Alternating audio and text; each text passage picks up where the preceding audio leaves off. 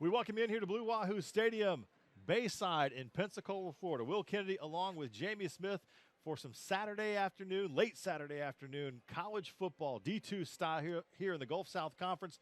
North Greenville coming in to take on the University of West Florida Argonauts. 3-5 are the Crusaders, 6-1 this UWF football team. And Jamie, this is going to be should be a good matchup. Not a team that we've played a ton, although we haven't played anybody a ton because this is just the fourth season for Argo football. But last year you go up to North Greenville. It's kind of late in the season, struggling at quarterback, throwing some different options out there. It's a very different Argo football team here at home today that's seeing a team in North Greenville that went out last week and almost beat the #1 team in the country in Valdosta. We're really not quite sure what to expect. You don't know, and it's a very different look as far as the team goes for UWF this year. Sam Vaughn was going through his issues last year, very, very slim at the quarterback position last year, but this year, much more depth at the QB position. You have Austin Reed playing great ball right now, and the defense, it's much more deep. So this is going to be a complete new look for North Greenville than they've seen last year, and I can't wait till we get the game started to see how it goes. We're on the radio, too, ESPN Pensacola. We were just talking about the offensive starters. We do have some notes. Shamari Mason will start at running back. Number 5, the true freshman, 100 yards last week, had a 60-yard touchdown run. Really brings something dynamic and different to this offense. I'm sure we'll still see all 4 running backs in this game. But I kind of like this. It's a bold move. Let's give the kid a shot. He's really been fantastic the last 3 or 4 games. Yeah, and Shamari broke off that run last week with the long TD run against FIT. But I kind of like it. You give Shamari Mason the starting role and let him know he's going to start out the game. And you can do a lot of things with Shamari out of the backfield. You can throw him the ball, give him a quick pitch, even running up the middle with our offensive line. So it's going to be interesting to see how it goes for him. Other side of the ball, the UWF defense has been dominant the last few weeks, one of the best scoring defenses in the country, and forcing turnovers, a record 6 turnovers, takeaways against West Georgia. They continued that last week. Interceptions, fumbles, they're doing it all kinds of way. Really a dynamic defense. They're giving up just a little over 10 points a game.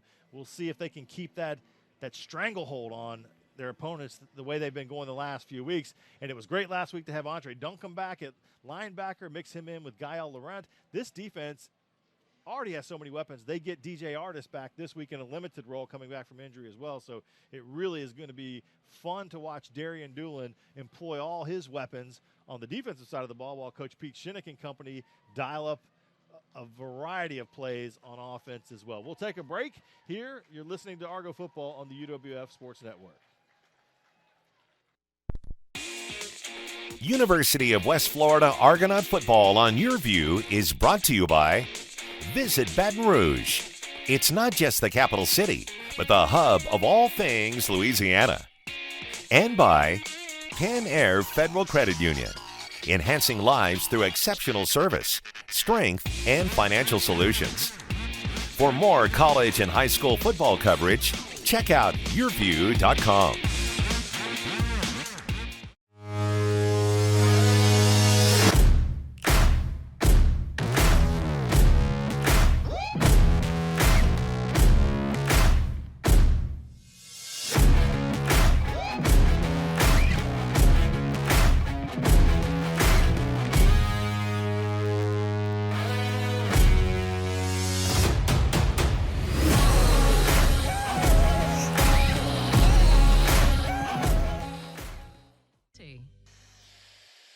Back here at Blue Wahoo Stadium, Will Kennedy and Jamie Smith with you. The teams have taken the field. The Argos with their run out. Captain's out for the coin toss now.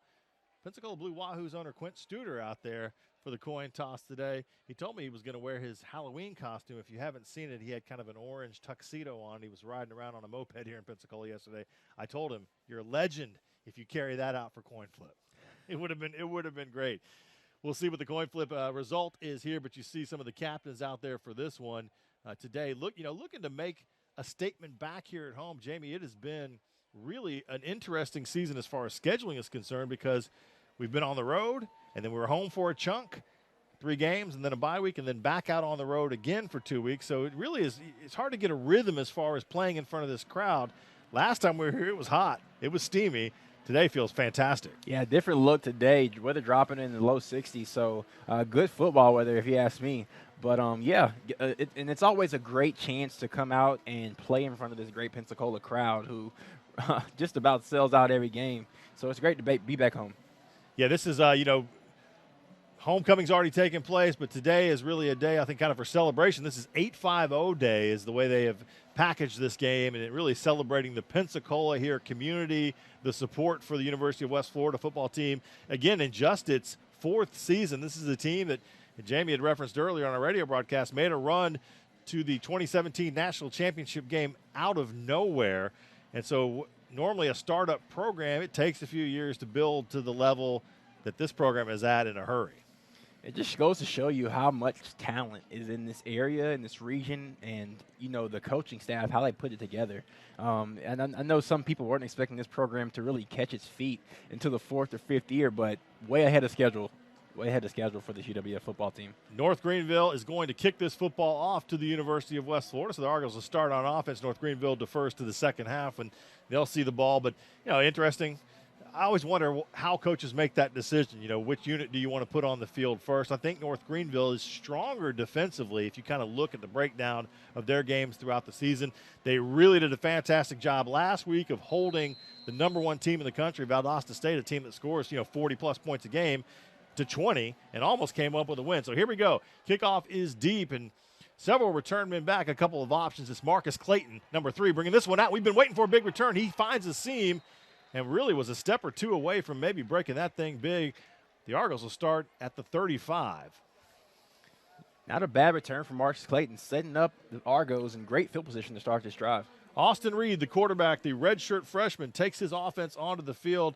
He has been fantastic. Look, he's got his arm around Shamari Mason, the freshman, redshirt, and True are getting out there. There you see the numbers, 1,500-plus yards, 17 touchdowns. The 6 picks, they usually come early, Jamie, and we got to convince this young man that he doesn't have to throw an interception in the first half. We'll be fine without one. Here you go. First down play coming your way. Ball at the 35, 3 receivers out to the left. Reed gets this one up there, and there it is, the pick, and this one's going to go all the way back into the end zone for the touchdown. So just like that, what a start to this football game. The crowd stunned here. That is Aaron Watson from his cornerback position. That ball tipped up in the air. I don't know if the receiver slipped on his route out there or kind of what happened. We'll have to see the replay, and here it is.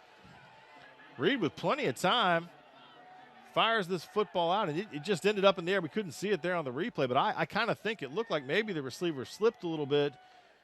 That ball hung up there way too long. Yeah, Watson kind of ran the route for Dimitri Burt, the targeted receiver there, and Watson able to tip it to himself and get in for the pick 6. So North Greenville comes out and shocks UWF on this first drive.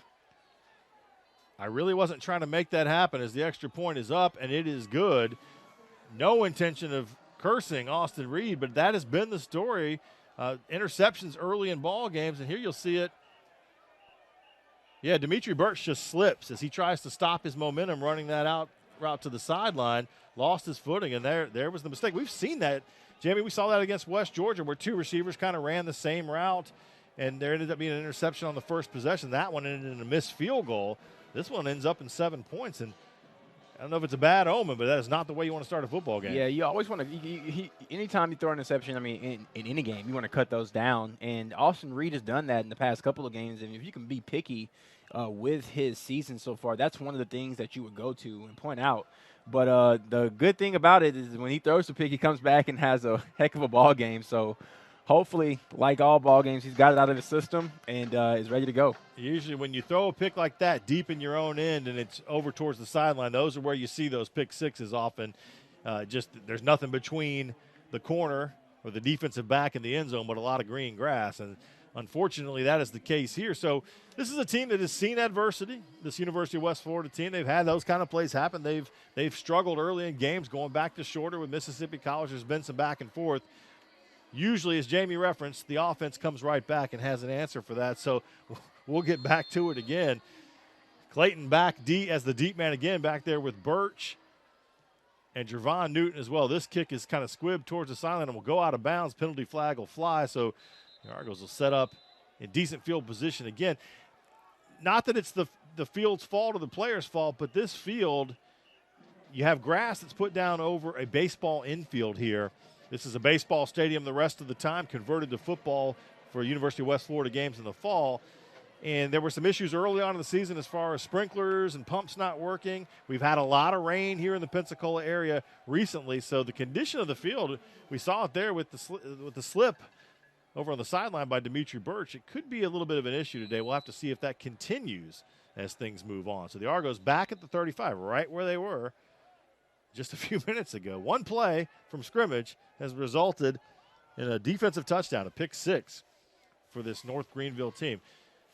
This is a North Greenville defense that got to Rogan Wells last week for Valdosta State for 2 picks on his side as well. So they've been doing a good job of coming up with those interceptions lately. That was their 8th interception of the season coming into this game. They've been good from that respect as far as takeaways. That was actually the 4th interception on the first down run. That's the 4th interception for Aaron Watson. So if you're going to throw, you don't necessarily want to throw at number 7. That was just a ball tipped in the air. They run drills for that in practice. Short gain on first down as Shamari Mason tries to cut this thing over to the right, but not much running room there. In fact, no gain. Yeah, that's big Chauncey Haney coming off the end there, grabbing Shamari Mason, 6'5", 245 pounds. That is NFL size there. Dominant player. That's his 47th tackle of the year. He's had 14 tackles for loss and 5.5 sacks. Mason with a little running room. And did he put the ball on the ground at the end? Yes. And North Greenville says they've got it. We'll have to see what the officials say. So Mason fighting for extra yardage. Looks like he lost the football, and it is a turnover, and you see Haney getting up off the bottom of that pile as well. So a nightmare start for this West Florida offense. 2 turnovers in 3 plays. And I think that might have been Haney that got to Shamari Mason again. It's like 49 coming off the end over there. Yeah, popped it out of the or got Shamari Mason from the back there. Popped it out with that rip through. Jacob Harper, an outside linebacker, gets in there. Normally wears 45, but he's 49 today. Forces the fumble. So 2 turnovers or 2 takeaways, depending on how you look at it, right off the bat. And this West Florida team, we talked about it in the pregame. What would their mindset be? Would they be looking ahead to Valdosta State? Not saying that is the case, but this is the kind of start you sometimes see from teams who aren't necessarily ready to play. UWF defense will get their first action, and this one's going to sail out of bounds. We'll kind of get a look at this North Greenville offense. We haven't had time to really set anything for you. The quarterback is Bryce Fields, number 17. They've had to play multiple quarterbacks this season due to some injuries, but Fields is back in there at QB. Across the front, the offensive line is Dalton McKittrick, a sophomore, Philip Lark, a junior. Jewel Bell is the center, a senior. Jonathan Holton is a sophomore at right guard, and the right tackle moving left to right on the line is Elijah Lipscomb, 6'4", 253 junior. Second down play after the incompletion. This one's a sweep out to the left, and good job by that UWF defense stacking things up quickly. And you see quite a few of the names we're familiar with. DeAnthony Bell flying in there along with Chandler Ferguson and others. Yeah, nice job by UWF. Able to get in there on that outside handoff. Ferguson and company able to stop him. Looks like maybe a loss. Maybe he got back to the line of scrimmage on that play. Tough to see from up here. Looks like they're going to give him no gain. Bring up a 3rd and 10. Lucas Catalfomo, Josh Edwards, and Matthew Martin are the receivers. Kelly Black, their number 1 receiver, kicked off the team, we understand, this week, so he is not here. In fact, 2 of their top receivers are out. The running back is Dre Williams, number 12. His backup, number 20, Tyler Bell, is out with injury as well. Pass over the middle, had an open receiver, threw it behind him, and he couldn't come up with a catch. That could have been a big play as well, as Josh Edwards, number 25, just couldn't come up with the reception, so that'll force a punt. Yeah, Edwards got loose in the middle of that defense and had an open man, just not able to come down with it. Over in coverage was Keon Holder, but great job of the defense, nonetheless, getting off the field and giving your offense the ball right back. Looking here on the TV broadcast, Jamie, and the replays, it does look like the field may be a little loose as far as the turf is concerned. And frustrating to play on that, both sides of the ball, because you want to make cuts, you want to do things, and oftentimes it's difficult to do. This punt's going to get right into the end zone and be a touchback. Not quite sure what that was as far as the punt game was concerned. 7-0 is our score. Argos are behind here to North Greenville. You're watching UWF football on the UWF Sports Network.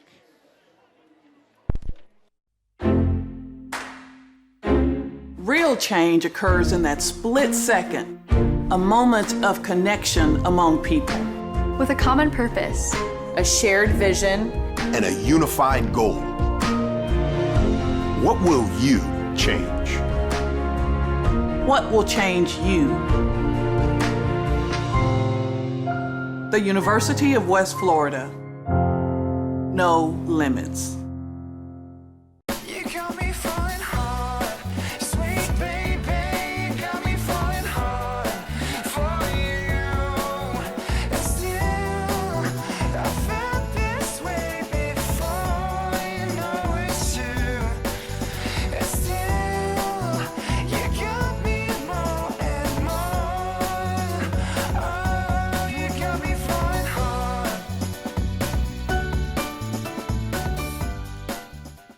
What does Argo Spirit look like? Is it finding the perfect Argo outfit to show your team pride? Is it giving back while getting your pre-game grub? Or is it connecting with your community in the perfect spot?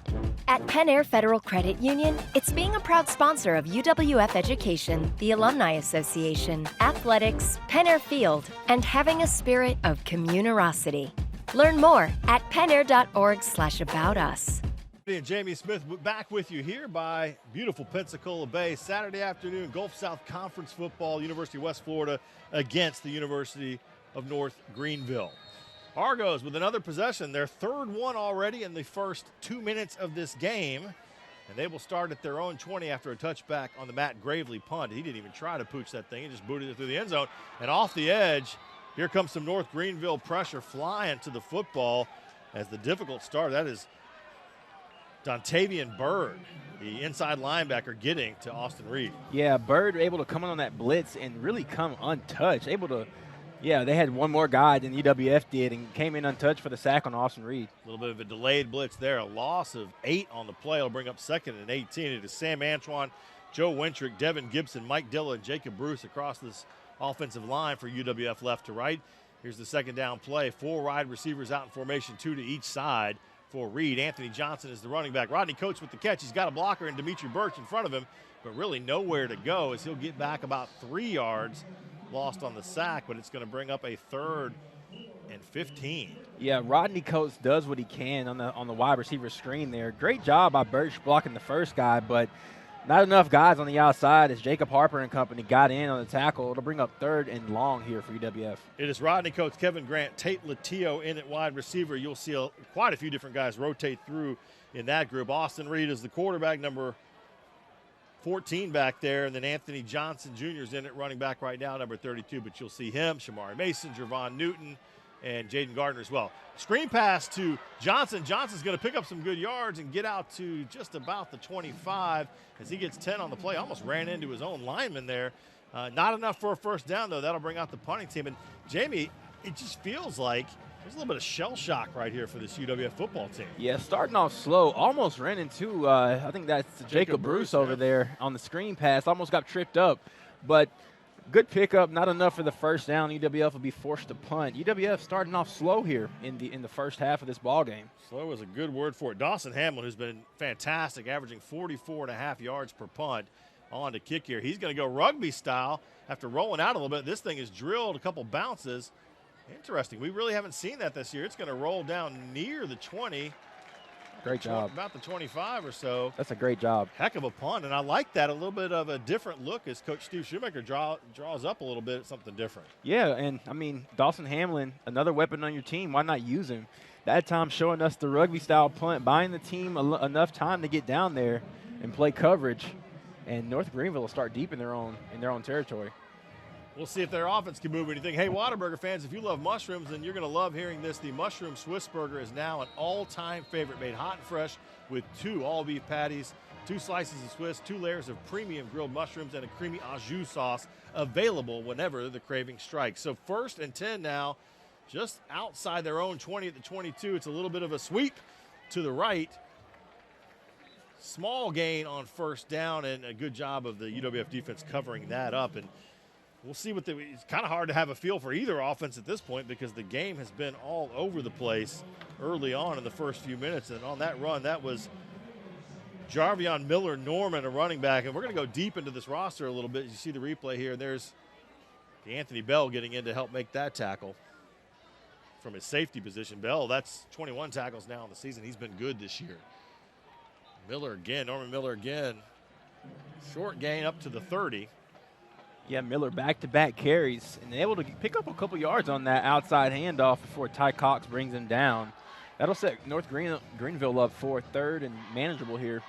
Yeah, Miller, Norman with the run, and they've gone deep into their running back stable. They've had to. They've had some injuries this season in North Greenville. So you're basically next man up, and it just continues on. So 3rd and 3, this is kind of a big play. You can flip this field position and get your offense back in some good starting position if you're UWF and you can hold here. Argos back off the line, no blitz coming. Miller Norman's going to get the first down and then some before finally being gang tackled by a host of Argo defenders.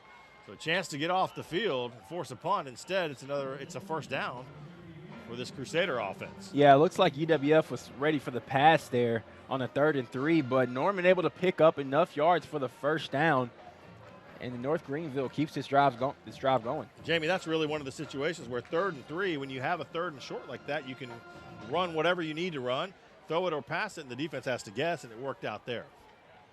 Ball at the 36, 1st and 10 now, as Bryce Fields, the quarterback, looks at the defense. Looks at what he's facing, and they go back to a run, testing the right side of the line on the interior, falling forward for a few yards on the carry.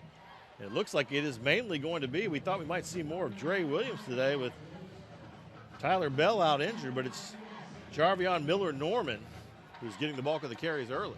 And Samiti able to get to him, brings him down for only a gain of 2 on that play. Those big boys up front for UWF able to create some penetration there. Depth could be an issue here today, even though it's not hot and humid like we've seen early in the season. The fact that you've got so many guys that will rotate through in this UWF defense could be good. Fields with a man over towards the sideline looking for his receiver. That is Lucas Catalfomo. Big guy. He's listed at wide receiver. He's almost kind of built like a modified tight end. They list him at 6'2", 170, but he makes a nice catch over here. And so far, finding some holes in this defense. Yeah. North Greenville's offense will set up a 3rd and short, 3rd and 1 here. Yeah, quick passing game there. Catalfomo runs a quick out and is able to put him 3rd and inches here for North Greenville.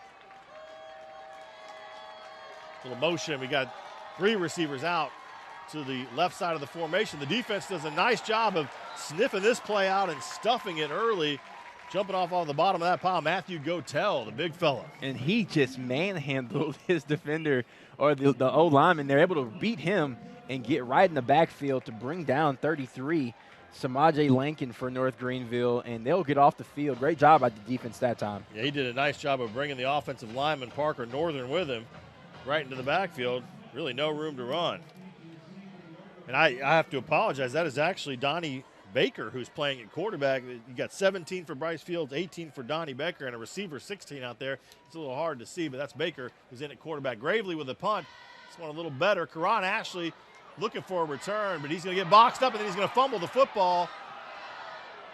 And it's going to be another turnover. North Greenville says they've got it, as Karan Ashley couldn't hang on to it, and then was that Richardson that couldn't come up with it, or no, that was actually Jaden Gardner couldn't come up with it. So another turnover on special teams this time. The ball's going to be about the 14 of the Argos. Very uncharacteristic of Karan Ashley, and he's usually good with the football. Has been good all season.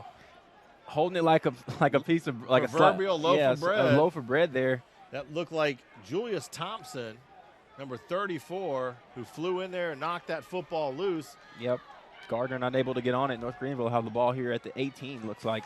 3rd turnover already for this Argonaut football team. People aren't even in their seats yet in some cases, and you've got 3 turnovers. And trailing 7-0, North Greenville's in business again. Baker, time to throw. Fires it over the middle, looking for his tight end, and instead it was almost picked off by DeAnthony Bell. I think we saw this story once before, right? Last week, where interception right in the hands and couldn't come up with it. Yeah, Bell read that perfectly. We were watching from this point of view up here, and in that zone defense, it gives you a chance to basically watch the football the whole time. And he did a great job. Should have came up with the interception, but nonetheless, deflection there. It'll go up 2nd and 10 now. Baker was staring down his tight end, Jordan Helms, the whole way. There were about 3 or 4 Argos in the neighborhood. That would have bailed out this team with a big turnover right there. Running play on 2nd down, chopped down fairly quickly. TJ Kelly getting in on the tackle, big number 97. And Ian Bush also, I believe, brought him down on that play. Great job of pursuit from the behind. And 3rd and 8 will be here, down in distance for North Greenville here. Really need to hold here if you're this Argo defense, and it's been tough inside the red zone as far as touchdowns are concerned. Only 8 of 19 this season for North Greenville. They've struggled this part of the field, converting it to 7 points. And there's flags coming on this play as Baker rolls out, looks for a man, throws it out of bounds. Marcus Clayton diving with a chance to get his hands on the football, but the flag comes. And this is going to be holding. And we'll see, if you're Coach Pete Shennick, do you back this up? I think you go ahead and take it. And yeah, take the penalty, back it up, and go for it again. Illegal shift on the offense. Penalty is declined. 4th down. Would have been a 5-yard penalty, so don't give them a shot to maybe come up with a touchdown again. Force them to kick the field goal. As far as the kicking game is concerned, not necessarily a guarantee that North Greenville's a little bit better special teams-wise with the kicking. It'll be Matt Gravely, who punts and kicks, does both of those duties, but they have not been all that great as far as converting the field goal attempts so far this season, and we'll see if Gravely can come up. He is 8 of 14 for 57%, but he is good from this range. Short kick, it is up, and it is no good. Pushed it out to the right as he had about a 26-7-yarder. It's a miss. The Argos dodge a bullet, but they trail 7-0. 3 turnovers already. You're watching Argo football on the UWF Sports Network. What does Argo spirit look like? Is it finding the perfect Argo outfit to show your team pride? Is it giving back while getting your pre-game grub? Or is it connecting with your community in the perfect spot? At Penn Air Federal Credit Union, it's being a proud sponsor of UWF Education, the Alumni Association, athletics, Penn Air Field, and having a spirit of communerosity. Learn more at pennair.org/about us.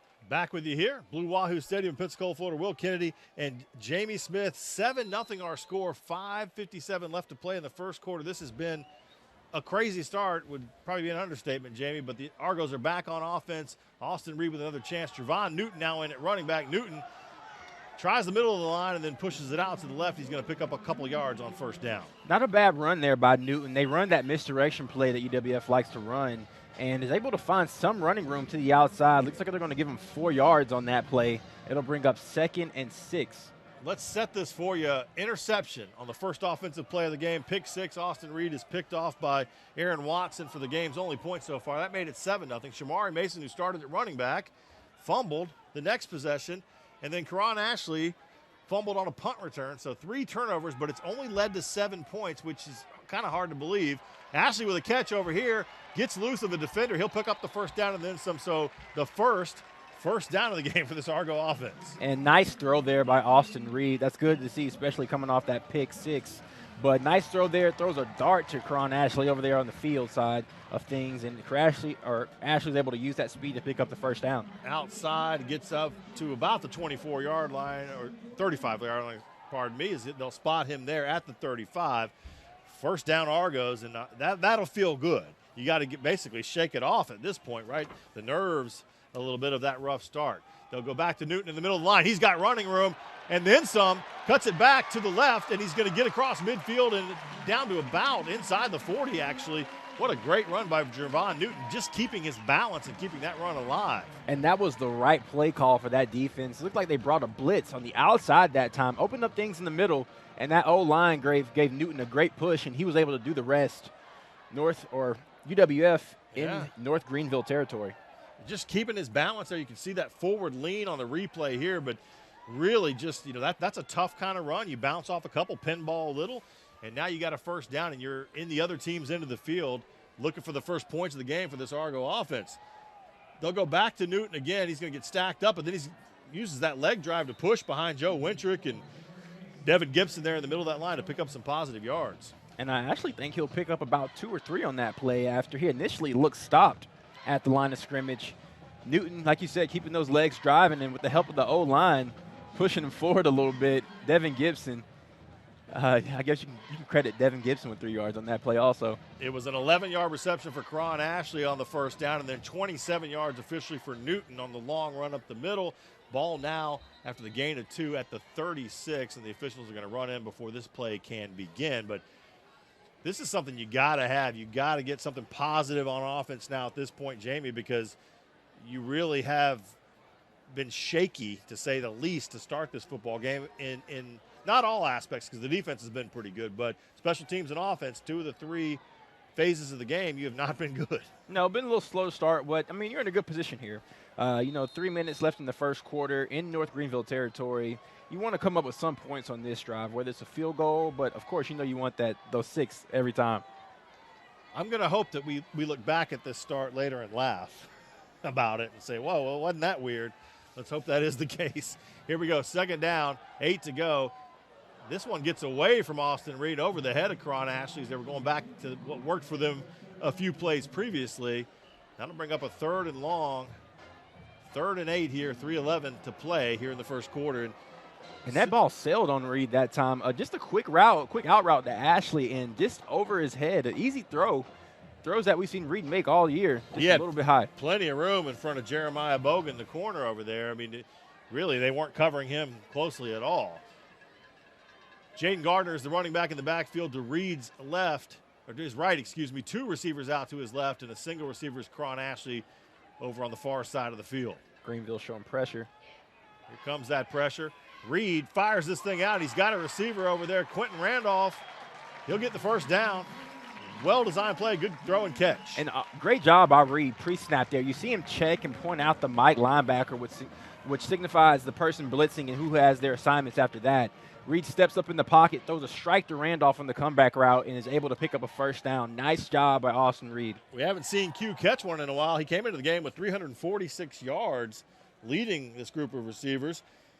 That is his 17th catch of the year, and that's a big one as it moves the chains. Ball now at the 20, so inside the red zone where this Argo offense has been very good this season. Quick out, screen pass out to the side, and Newton diving through, just putting his body on the line. Goes airborne for a nice gain on first down. Nice little swing pass out there to Newton. Gives Reed a chance to get the ball out of his hands quick. And Newton, with blockers out in front, looks like he has Grant, Latillo, and Rodney Coates out in front, able to pick up about 8 on that play. Well, KG put some hands on the back right there. We're lucky to not have a flag. This Argo offense, I mentioned, they're 24 of 29 in the red zone this season. 21 of those scores have been touchdowns, so incredible touchdown efficiency when they get down in this part of the field. 2nd and 3 now after the gain of 7 on first. They'll go to Newton in the middle of the line. He does not go far. He'll fall forward for a short gain. And I'm seeing some extracurriculars out on the side. Those receivers, we just saw it on the previous play, blocking hard. Rodney Coates, you see him tied up with Jeremiah Bogan out there. This game, when you start off like this, emotions start running high in a hurry. And they can. You just got to learn to keep your head, especially for the UWF side. But in a great position here, 3rd and 4. Do you go for the touchdown here, shake a shot at the end zone, or go for the first down? We'll see here. Again, in that territory on a 3rd and 4. Of course, you're in the short end of the field. It kind of limits your options somewhat. Newton is still in the backfield. Latillo coming in motion. Here comes a little pressure. They're going for that throw to the corner. Flags are thrown out. They were looking for Rodney Coates. Austin Reed was, but really overthrown. And he had Rodney Coates open on that play, overthrew him. We'll see what the call is from this officiating crew here this afternoon. Holding Offense number 74. Penalties declined. 4th down. So North Greenville won't take the holding call on Mike Dilla. That will send out the field goal unit. Austin Williams, who's retaken the kicking job.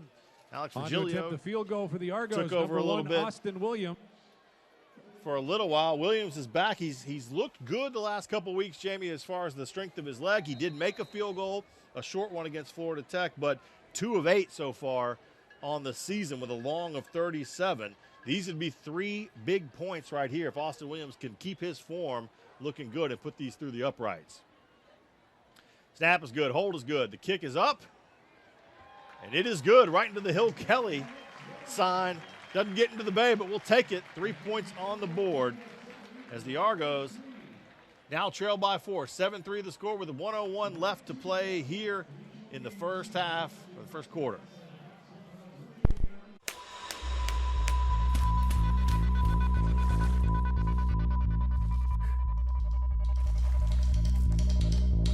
For those who sweat in determined pursuit, and those who meet the morning with a firm handshake and a smile, and breathe between stages of unwavering effort.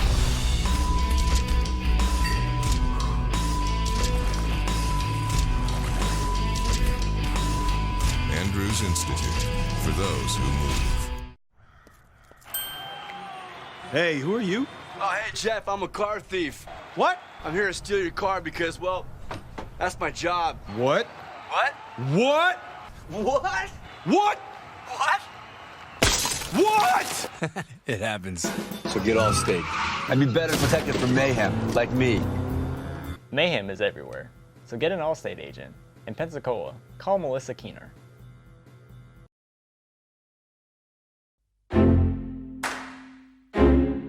Real change occurs in that split second, a moment of connection among people. Change is inclusive. Change is collaborative. Change is transformative. Change connects. Who will you connect with? What will you change? What will change you? The University of West Florida. No limits. On Davis Highway. We're back with you here at Blue Wahoo Stadium in Pensacola, Florida. Will Kennedy and Jamie Smith, the UWF Sports Network, the UWF Argos, and the North Greenville Crusaders. Gulf South Conference football on a Saturday afternoon. 1-on-1 to play here in a crazy and kind of wild first quarter. Score now 7-3 after the 30-yard field goal from Austin Williams puts the Argos on the board. Williams set to kick this thing off, averaging about 57 yards per kickoff. This one will be inside the 10 where the return is on. Coverage has been good the last few weeks for UWF. This one's going to come out past the 25, up near the 30 on the return. So a good drive. Doesn't end in a touchdown, but does put points on the board, Jamie, and that's kind of what this team, UWF team, had to have. Yeah, great job by the UWF getting points, at least something on the board before the first quarter ended. Very important there. If you can weather 3 turnovers, a pick six, a fumble, and a fumble on a punt return, all in the first, literally, 2 or 3, 4 minutes of the game, and only be down 4 points by the end of the quarter, that's not bad at all. North Greenville back on offense here, and they're going to throw on first down. Big tight end is Jordan Helms in the middle, making the catch from his quarterback, Donnie Baker. That'll pick up some positive yards. Nice job by Helms getting the ball out as he had a streaking yellow rant coming in on the blitz there. Yeah, had to get it over the top of him, actually. Yeah, does a nice job of getting that quick pass out, and for a gain of about 6 on that play. Yeah, Baker puts just enough on it. That'll bring up, looks like about a 2nd and 5 or 2nd and 4. He'll go to a run on 2nd down. Kind of lost that one, but it is our guy Miller Norman again, number 28. Jarvion, there's too many players with hyphenated last names now. I appreciate that, but it makes it tough on the guys calling the game. And Anthony Bell does a great job of coming up with that hit. I thought he may have pushed him back, but they're going to give him forward progress for the first down there. 6 yards on the first down completion, 5 on that run by Norman. We're just going to call him Norman. And that's going to end the first quarter now. 15 minutes left to play in this half, and it is 7-3 We'll take a break with the two teams and come back and get you ready for the second quarter here on the UWF Sports Network.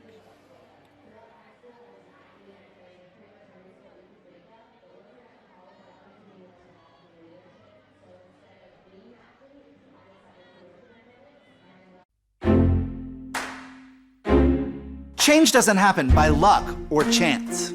It doesn't quit, it doesn't give up. Real change occurs in that split second. A moment of connection among people. Who will you connect with? What will you change? What will change here? The University of West Florida. No limits. What does Argo spirit look like? Is it finding the perfect Argo outfit to show your team pride? Is it giving back while getting your pre-game grub? Or is it connecting with your community in the perfect spot? At Penn Air Federal Credit Union, it's being a proud sponsor of UWF Education, the Alumni Association, athletics, Penn Air Field, and having a spirit of communerosity. Learn more at pennair.org/aboutus. There's nothing quite like coming together over a fresh-cooked meal. Face to face, burger to burger, solving the world's problems over fries. There's also nothing like solving the problems right in front of you, like baseball practice, swim team, and getting your family's meals just like they like it, all with a few taps on your phone. Yeah, good thing there's more than one way to solve the world's problems. Good thing there's Whataburger. You got me falling hard, sweet baby, got me falling hard for you. And still, I felt this way before, you know it's true.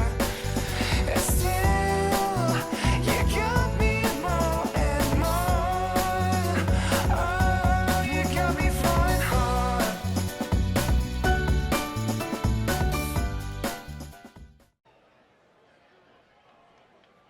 Back with you here, Blue Wahoo Stadium. Will Kennedy, Jamie Smith on the UWF Sports Network and YurView Florida.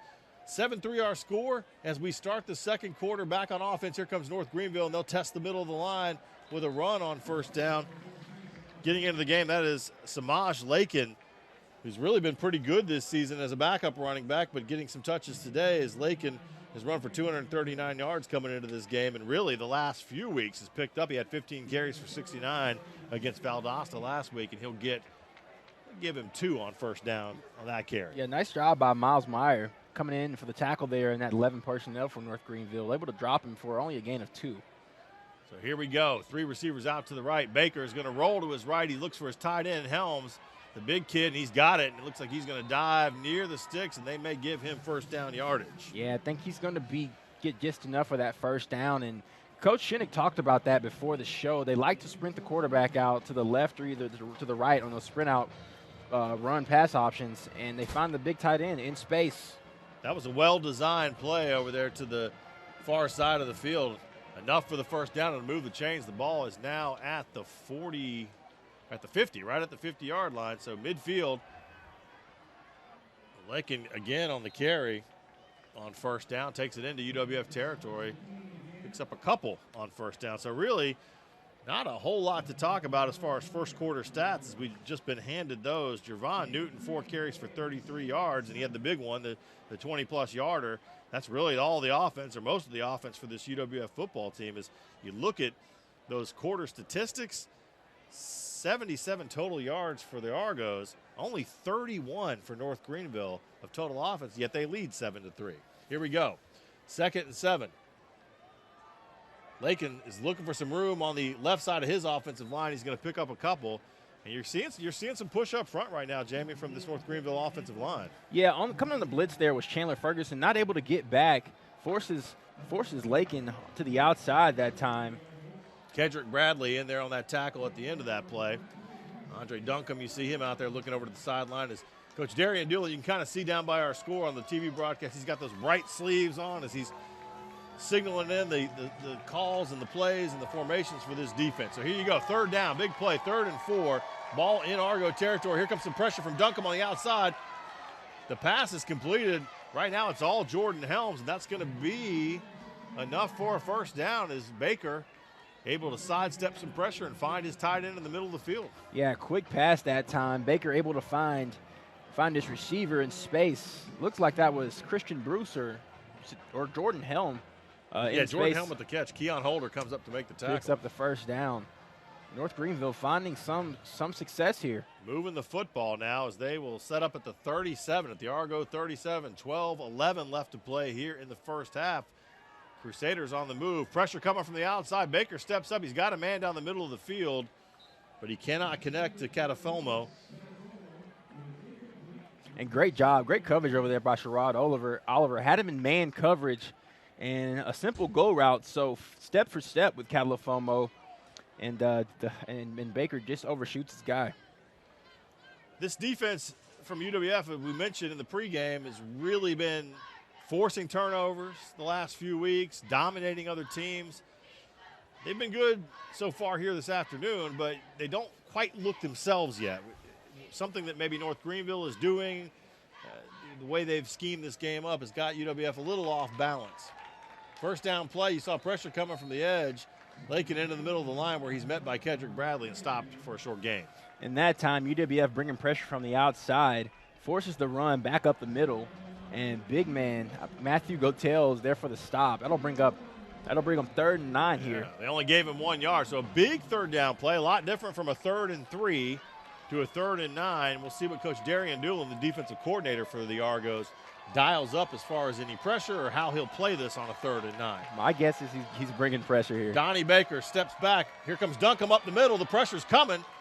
Baker throws it up. It's going to be picked off. Sherrod Oliver with the pick and a short return. So there's the turnover we just were talking about it. Argos will get the football back.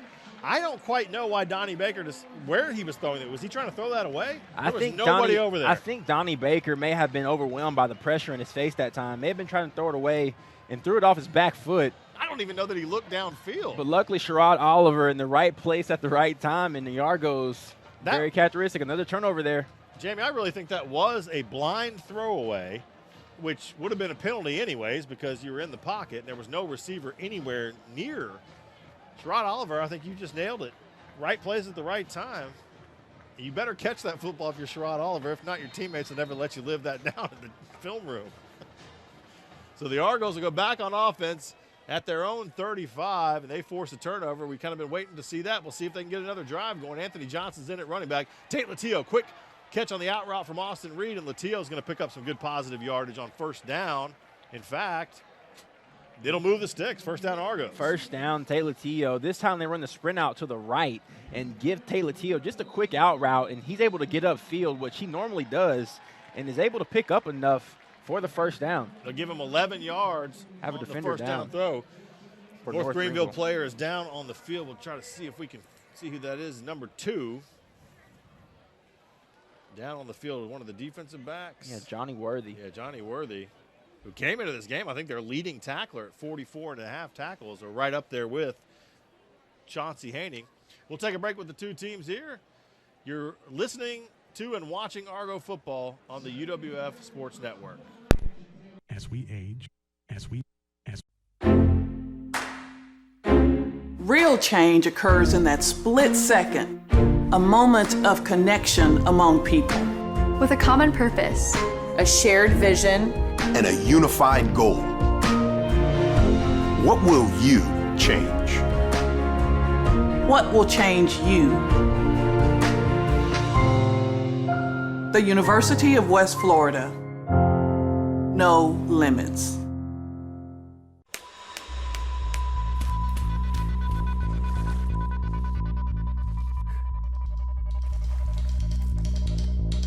For those who sweat in determined pursuit, and those who meet the morning with a firm handshake and a smile, and breathe between stages of unwavering effort.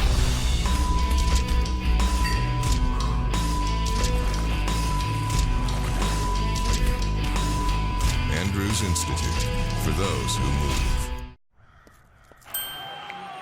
Hey, who are you? Oh, hey, Jeff, I'm a car thief. What? I'm here to steal your car because, well, that's my job. What? What? What? What? What? What? What? It happens. So get all state. I'd be better protected from mayhem, like me. Mayhem is everywhere, so get an Allstate agent. In Pensacola, call Melissa Keener.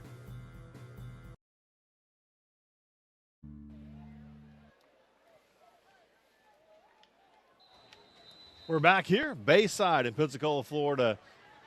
UWF with the football trailing 7-3 in this game with North Greenville. 10:50 left to play here in the first half. Austin Reed on a first down finds Tate Latillo. Latillo makes a man miss, cuts it upfield. Is going to pick up some good yards. That play looked like it was going nowhere, Jamie, and ended up with a nice gain. Yeah, nice job that time getting the ball in the hands of their playmaker, Tate Latillo, for 2 plays in a row.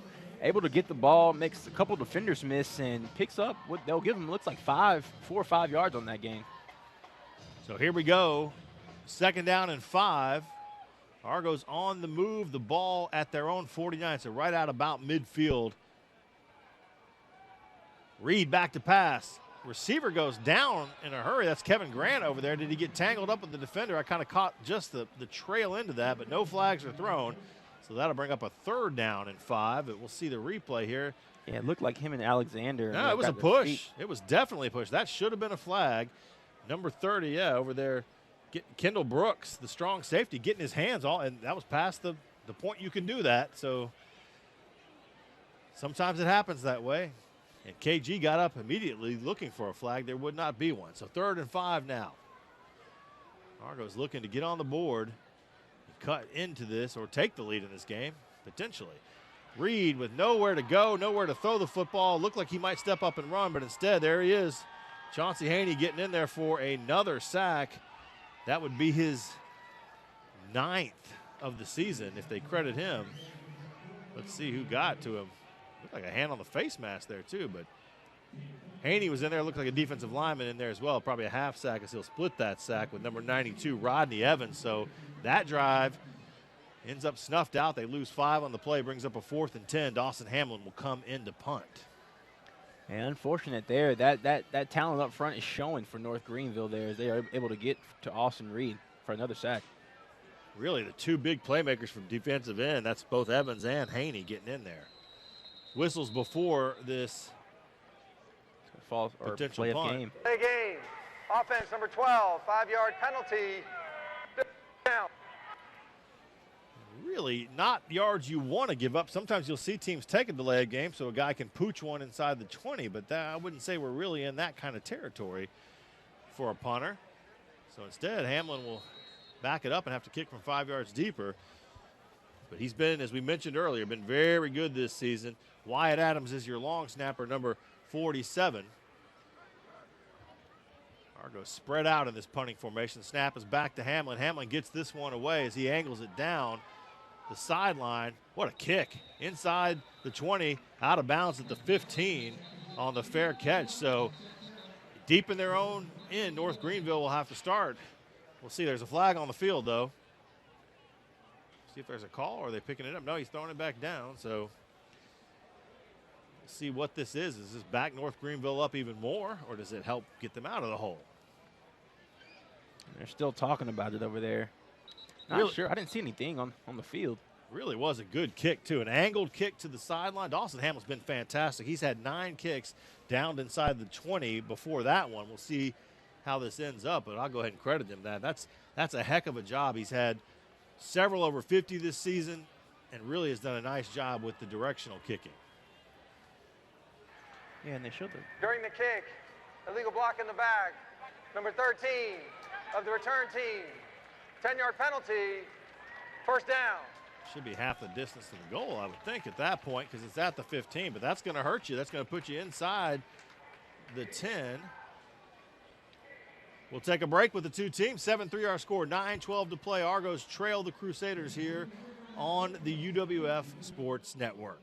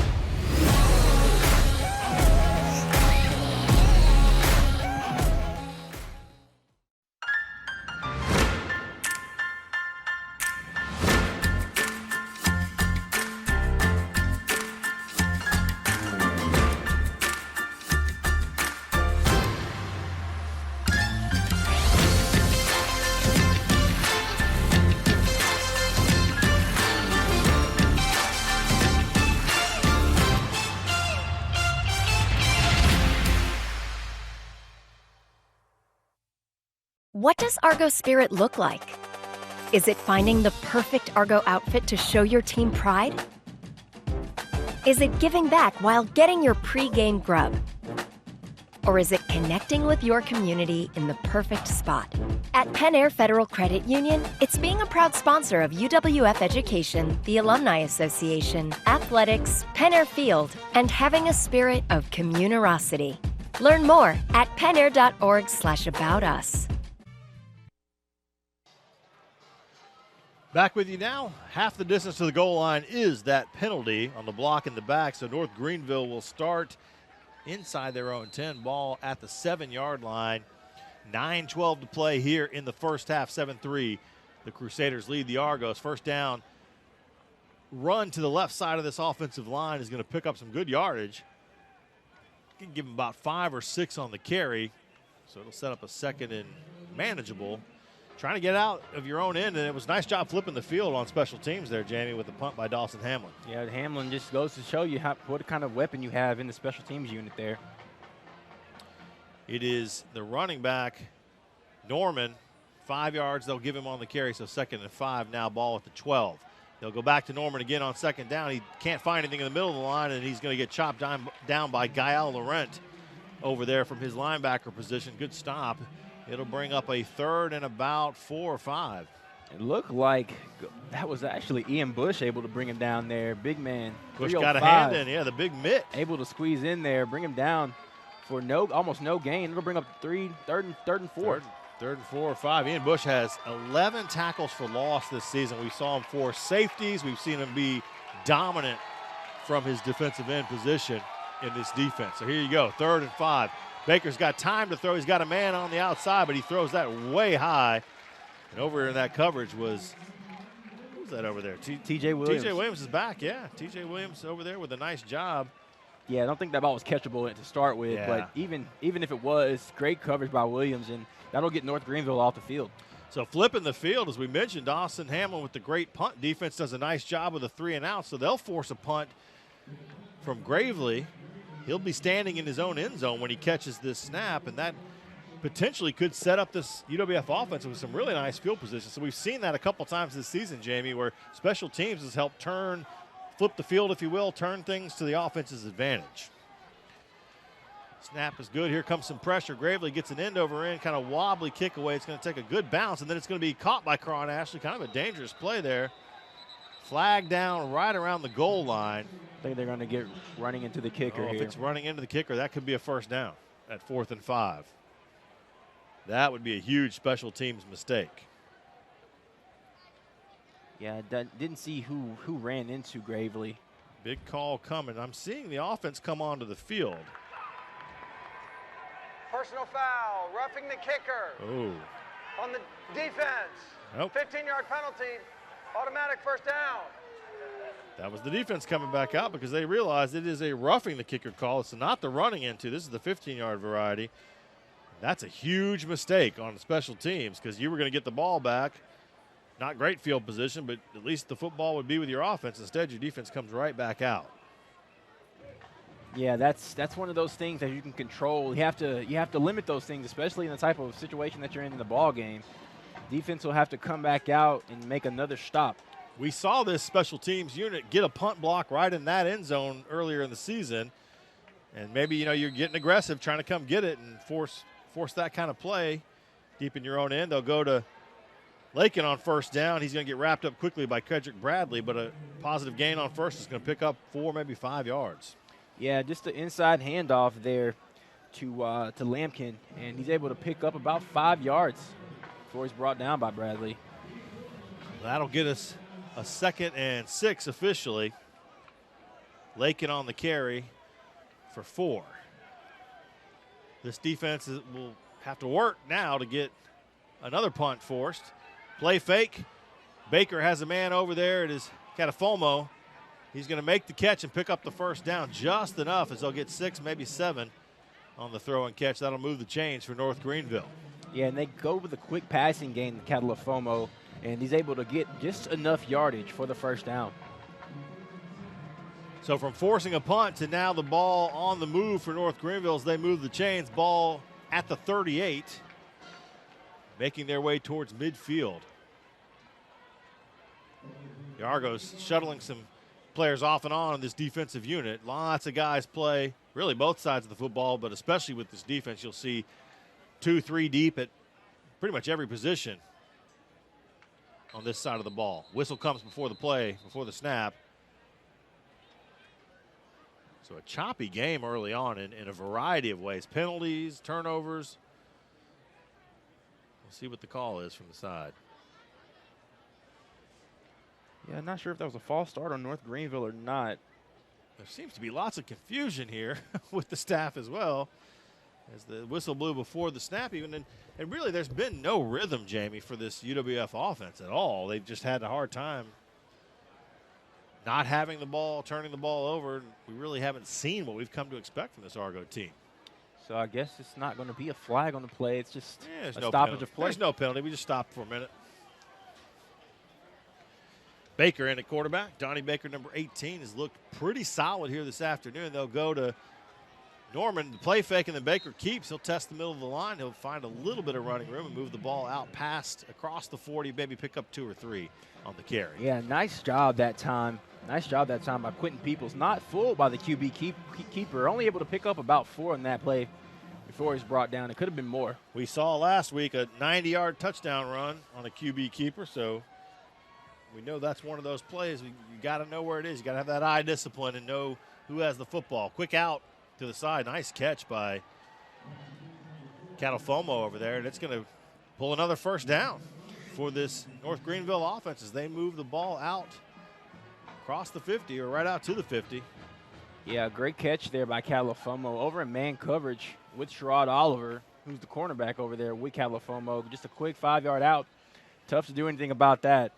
First down for North Greenville. Official spot at the 49 of North Greenville, so not quite into UWF territory yet, but another first down, another set of downs here as they've moved out of their own end. They started this drive at their own 7, but a roughing the kicker penalty really helped. Lakin over the right side of the line before he is wrapped up, getting hands on him. Ian Bush over there and helping bring him to the ground. Yeah, Ian Bush able to create that penetration in the backfield and takes down Lakin. Maybe a gain of 4 on that play. It'll bring up 2nd and 6. Bush and Bradley also involved in that tackle as they combine to bring down the ball carrier. They'll give him 3. Ball at the UWF 48, now 2nd and 7. The down and distance. 3 receivers out to the left for Baker. A single wide out to his right. Again, missing their best wide receiver as far as statistics are concerned. Our understanding kicked off the football team hasn't really affected them much yet as they've been able to move the football. This one right through the running back as they slid Norman out, tried to throw a quick screen, but you can't throw the fastball when the guy's 8 feet from you. In fact, that could have been picked off. Yeah, it looks like we have a player down on that play also. One of the Argos is down. I saw one of the North Greenville players come up limping a little bit too. Trying to see if we can see who this is down there. You don't want to see any injuries, especially with this defense has been playing exceptionally well. I can't quite. It's Kedrick Bradley, actually, number 19, looks like, down on the field. Jamie, as I mentioned, I mean, it really has been tough for this Argo offense to really get any rhythm. We saw the one drive that ended in a field goal, but outside of that, just hasn't looked like the unit that we've seen the past 3 or 4 weeks. Yeah, it's been a slow start, definitely, to say the least, and the pick to start the game didn't help. From Austin Reed, you didn't help that rhythm and getting something going. So it's going to be important, especially as we tick under 4 minutes here in the second quarter, to see if the offense can get the ball back, and get something in the end zone to kind of have momentum, because North Greenville deferred, and they'll have the ball back in the second half. 4:37 left here in the first half. 7-3 again. Our score. North Greenville leads UWF, and with a young quarterback, sometimes you see a pick early, and it can kind of upset the confidence. We've seen a couple throws get away from Austin Reed early in this game. 3rd and 7 now. Big play defensively for this Argo defense. Baker with a single back, 3 receivers out to his left single on the far side of the field in front of his bench. Here comes the pressure. Baker slides away from it. He's looking for some running room. He's got some, but not enough for a first down. They'll bring him down about the 45, and that'll set up a 4th down. Yeah, that's a great job that time. Chandler Ferguson, Andre Duncombe all swarming in on Baker as he had nowhere to go. Great job by the defense getting off the field there. Ferguson with a nice tackle, dragging him down from behind. And really in that part of the field, you're in no man's land. You can't really kick a field goal way too far for that with this kicking game. So that'll bring Gravely on to punt instead, and really not quite close enough to go for it on 4th down. Now, Karan Ashley, you can see him back here. I'm looking at him. He's shielding his eyes from the sun. This is going to be a tough catch. And the punt is actually shanked off to the right. And it's going to back up. And UWF is going to end up with great field position. That's about as bad a punt as I've seen in a while. I feel for the young man. Argos trail 7-3 in this ball game. We'll take a break with the two teams here on the UWF Sports Network. What does Argo spirit look like? Is it finding the perfect Argo outfit to show your team pride? Is it giving back while getting your pre-game grub? Or is it connecting with your community in the perfect spot? At Penn Air Federal Credit Union, it's being a proud sponsor of UWF Education, the Alumni Association, athletics, Penn Air Field, and having a spirit of communerosity. Learn more at pennair.org/about us.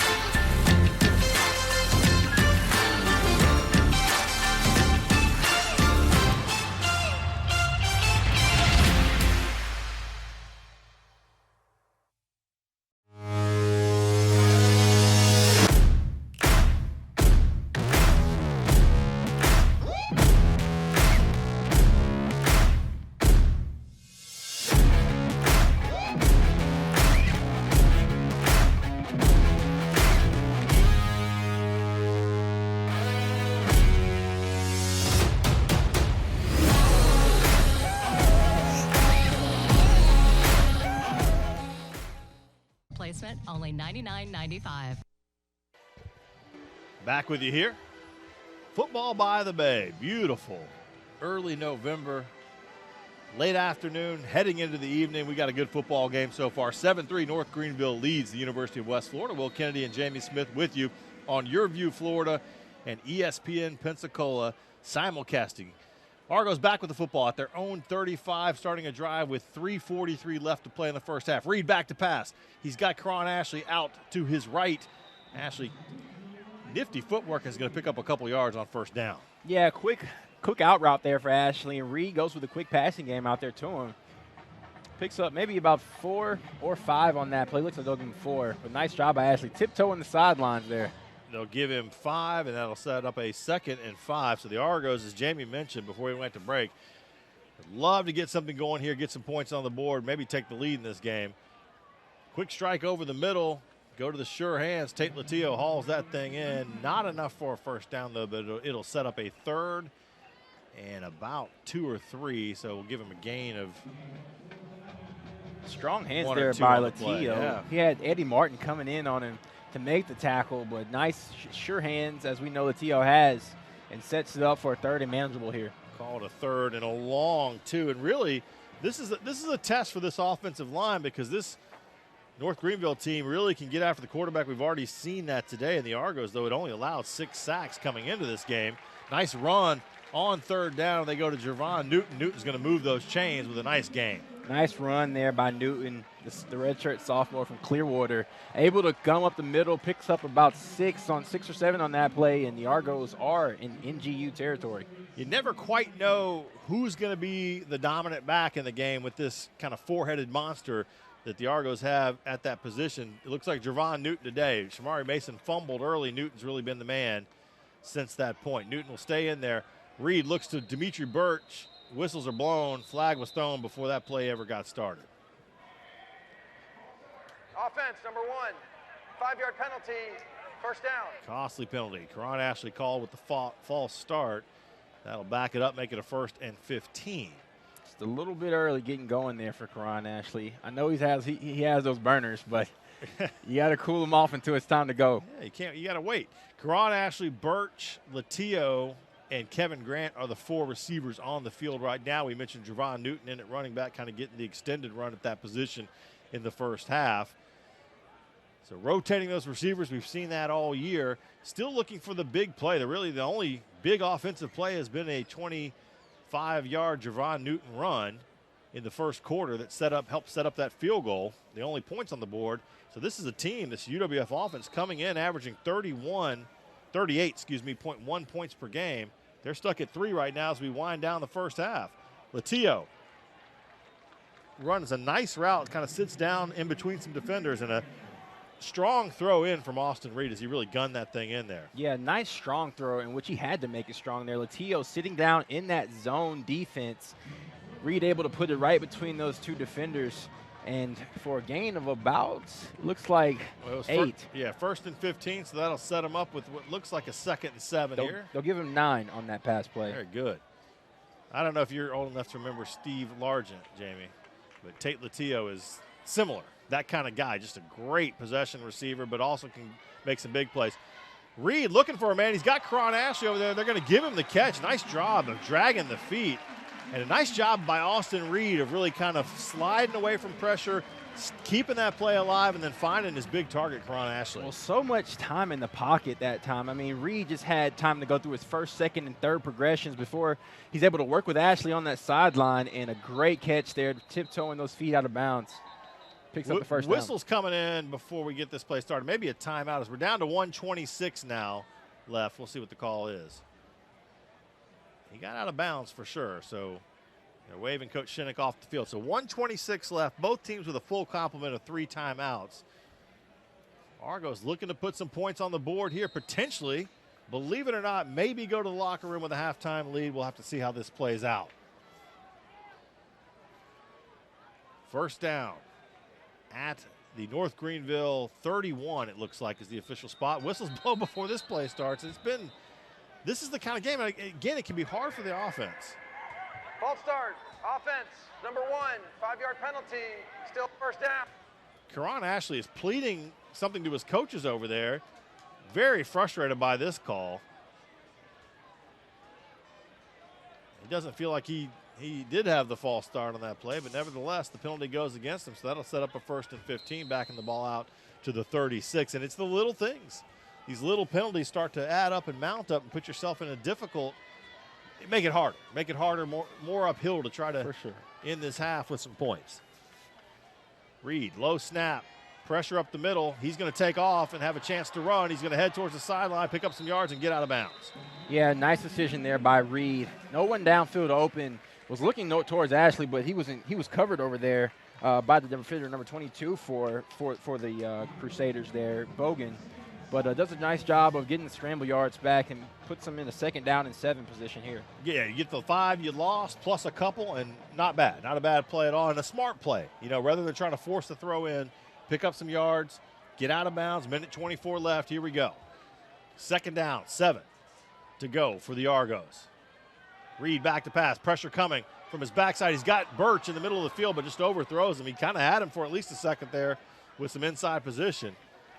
Yeah, Birch was open, and Reed just missed him on that play. Trying to fit it down that seam is always a tough throw, especially when you have linebacker and safety help over the top like that. But had him open, just overshot him. It'll bring up 3rd and 7 here. Maybe he saw the safety over there, Kendall Brooks, at the last second, just decided to put that thing a little deep because Brooks was coming from his safety position towards Birch in the middle of the field. Now, right here, you have to be careful because you may be in Austin Williams field goal range, so you can't turn the ball over here.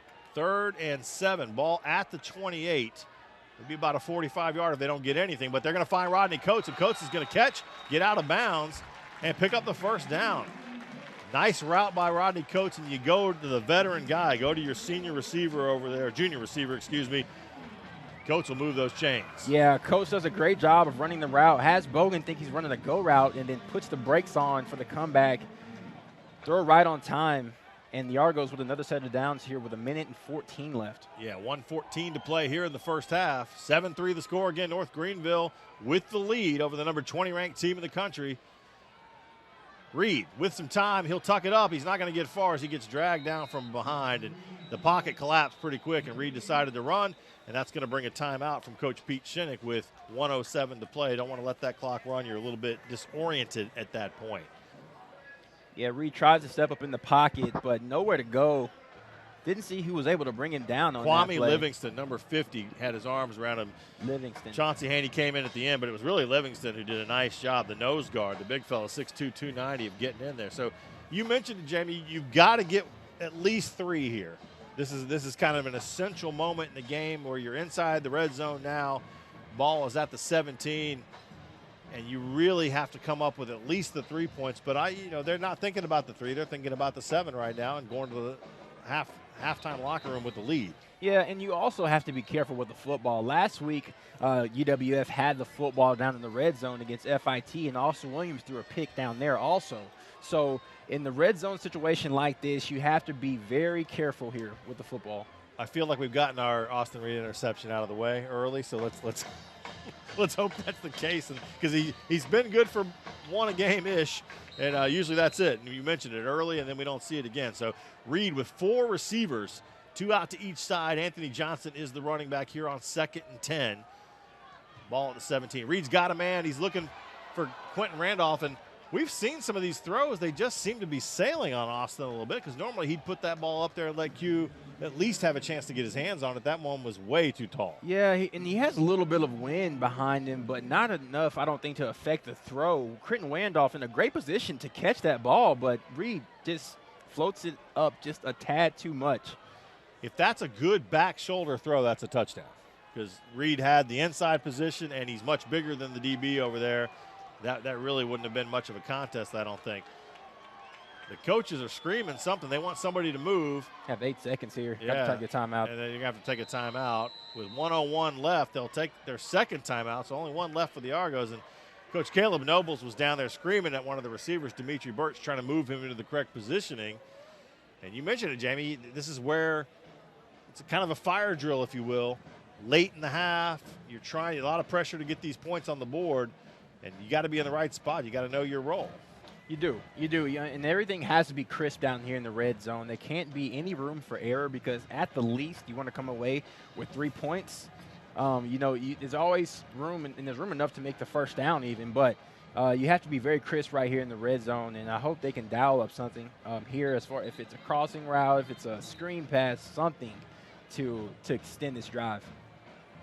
Argos with 1 timeout remaining now, as they've had to take 2 quickly after a sack, or was that a no gain? I'm not quite sure. It was ruled as a sack, but after Austin Reed was dragged down from behind for a no gain at the 17, they had to take a timeout there. Then now 1 as the play clock was expiring. So only 1 to go. We'll see if that factors in here with 1:01 left. 7-3 the score. North Greenville ahead.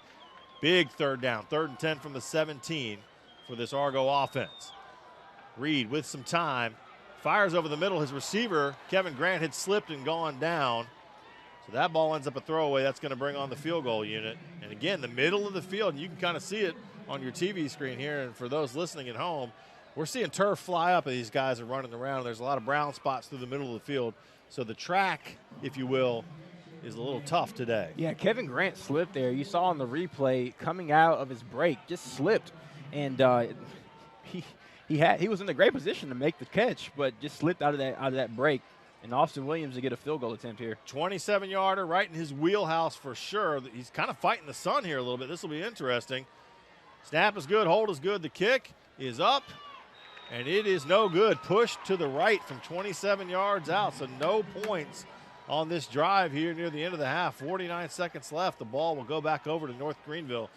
That is a tough one, Jamie. Yeah, that's a tough one to swallow there for Austin Williams. Has been doing great these last couple of weeks with kicking the football, and that confidence kind of continues to creep up. You hate to see him miss one there, especially headed into the second half. I was a little worried because he was shielding his eyes as he was standing over the ball and trying to, you wonder if that gets into your head, the fact that you can't really see your target, so to speak. But that did not look like the kind of strong kick we've seen out of him. He didn't really pound that ball. It looked like he tried to steer it through again.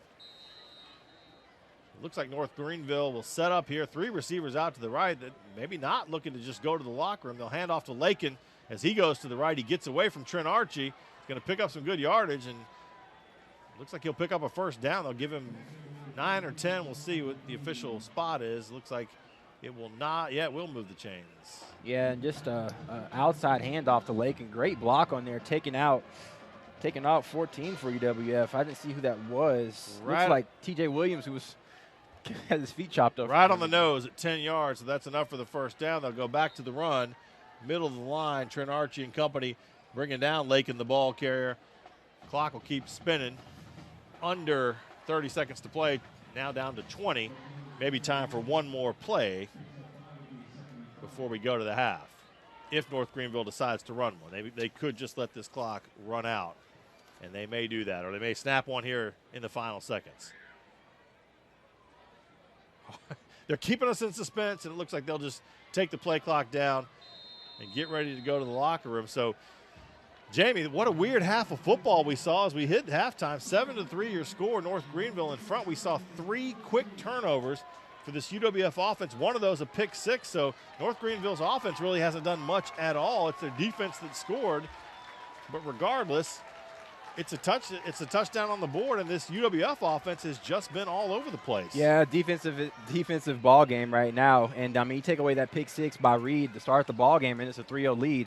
But got to go back, got to make adjustments here at halftime and come out and play a second half. You know the Argos and how they can play. Brian Henry is going to catch up to Coach Pete Shinnick here. I see those two getting together over here on the sideline. Let's go down to Brian on the field to talk with Coach Shinnick. Well, Coach, obviously those 3 turnovers, kind of the story of the first half. Your defense played well. What do you do with your offense? Well, yeah, we can't keep giving sacks up and can't keep turning the ball over. So poor offensive performance. We got to do a better job. Defense playing really good football. Okay, good luck in the second half. Thank you, Brian. Short, sweet, and to the point. 7-3 is our score here at the half. When we come back, we will spend a little time getting to know one of our UWF football players, Kevin Grant, a little bit better. You're listening to and watching Argo football on the UWF Sports Network. What does Argo spirit look like? Is it finding the perfect Argo outfit to show your team pride? Is it giving back while getting your pre-game grub? Or is it connecting with your community in the perfect spot? At Penn Air Federal Credit Union, it's being a proud sponsor of UWF Education, the Alumni Association, athletics, Penn Air Field, and having a spirit of communerosity. Learn more at pennair.org/about us. You got me falling hard, sweet baby, got me falling hard for you. And still, I felt this way before, you know it's true. And still, you got me more and more. Oh, you got me falling hard.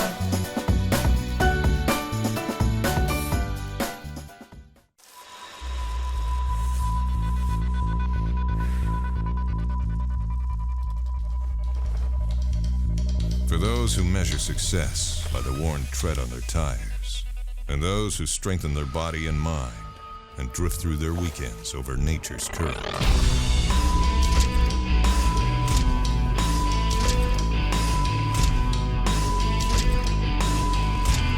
Andrews Institute, for those who move. We're joined now by senior wide receiver Kevin Grant, and thanks for being here. First of all, let everybody know where you're from. What brought you? We're joined now by senior wide receiver Kevin Grant, and thanks for being here. First of all, let everybody know where you're from. What brought you to Pensacola? Thanks for having me. I'm from Melbourne, Florida. Basically, just tried to find a school that was a little bit close to home, but not too far. And I seen Pensacola, Florida, and UWF, and I thought, might as well just go ahead and take the jump and just go ahead. You're one of the guys who's been a part of, developing this program, building this program. What's that experience been like? Because it's really unique in college football to have that opportunity. Yeah, and that was actually one of the reasons why I chose this school, because it was just something special that I don't think a lot of people get to do. And just starting a program from the ground up is something that you can just watch and unfold in front of you. And it's just like, wow, we're here now. And I never thought we'd be at this level right now where we're at today. So.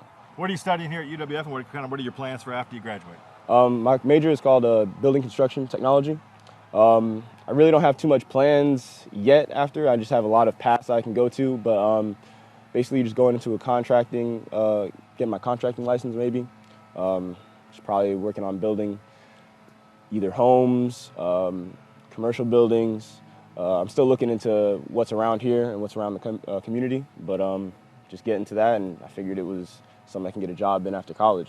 Good place to be, for yeah, sure. Yeah, definitely. What about for you when you're getting ready for a ball game? Kind of, what are you listening to? What's getting you in the right frame of mind? I listen to all types of stuff. I go from reggae to hip hop throughout the day, maybe some rock here and there, just whatever's on my iPod. When I download music, I just go and download the whole album, and then just usually I put my iPod on shuffle and my phone on shuffle.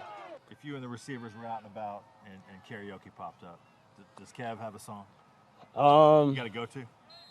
I don't really have a go-to. I'm a beat guy. I love the beats of the song. Me and Q, we've been producers these last few years in college, and I'm just a guy about the beats.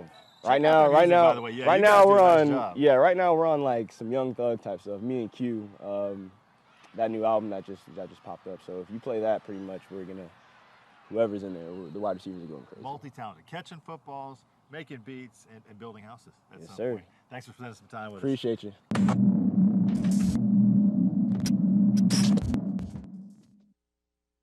What does Argo Spirit look like? Is it finding the perfect Argo outfit to show your team pride? Is it giving back while getting your pre-game grub? Or is it connecting with your community in the perfect spot? At Penn Air Federal Credit Union, it's being a proud sponsor of UWF Education, the Alumni Association, athletics, Penn Air Field, and having a spirit of communerosity. Learn more at pennair.org/aboutus.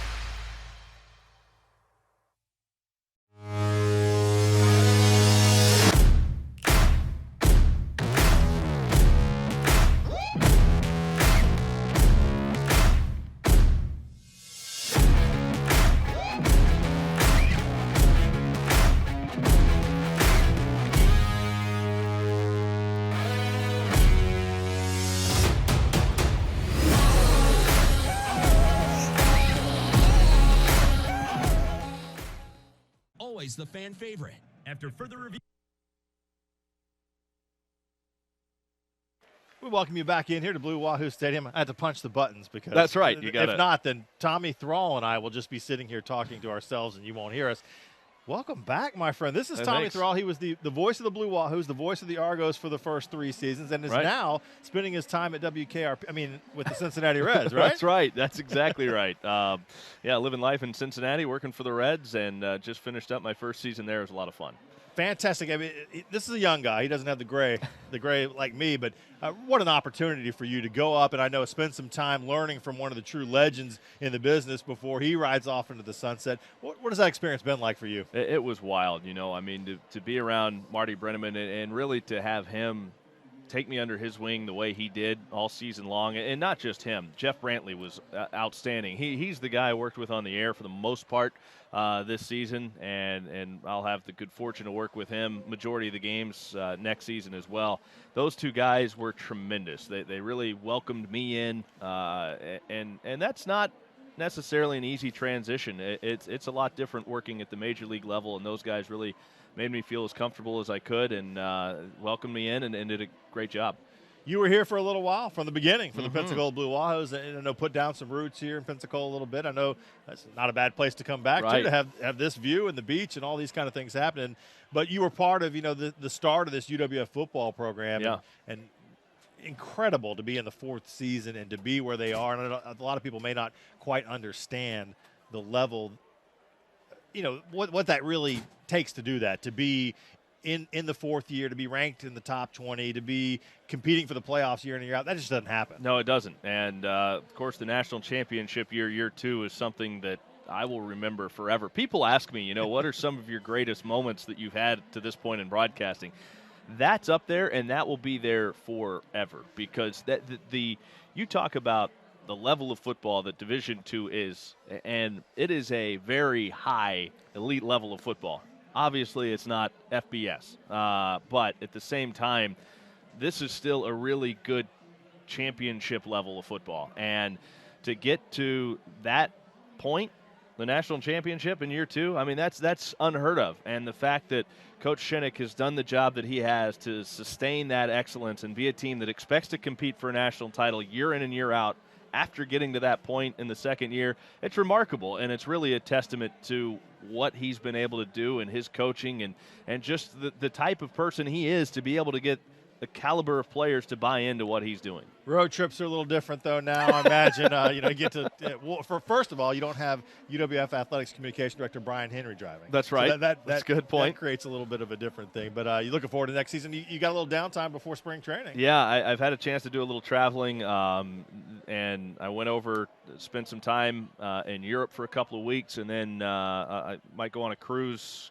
coming up in a few weeks. So I'm trying to make the most of my downtime, travel, since I've never really had a chance to travel recreationally before. So trying to do that and then get ready to travel again all summer long like we did this past summer. And like you said, it's slightly different. We're not taking turns driving, and Jamie can tell you some stories of some deer that I still don't know how we didn't hit them, but we didn't, and that's what matters. We always got home safe. What is it they say? It's a tough job, but somebody's got to do it. Tommy Thrall, thank you very much for spending a little time with us.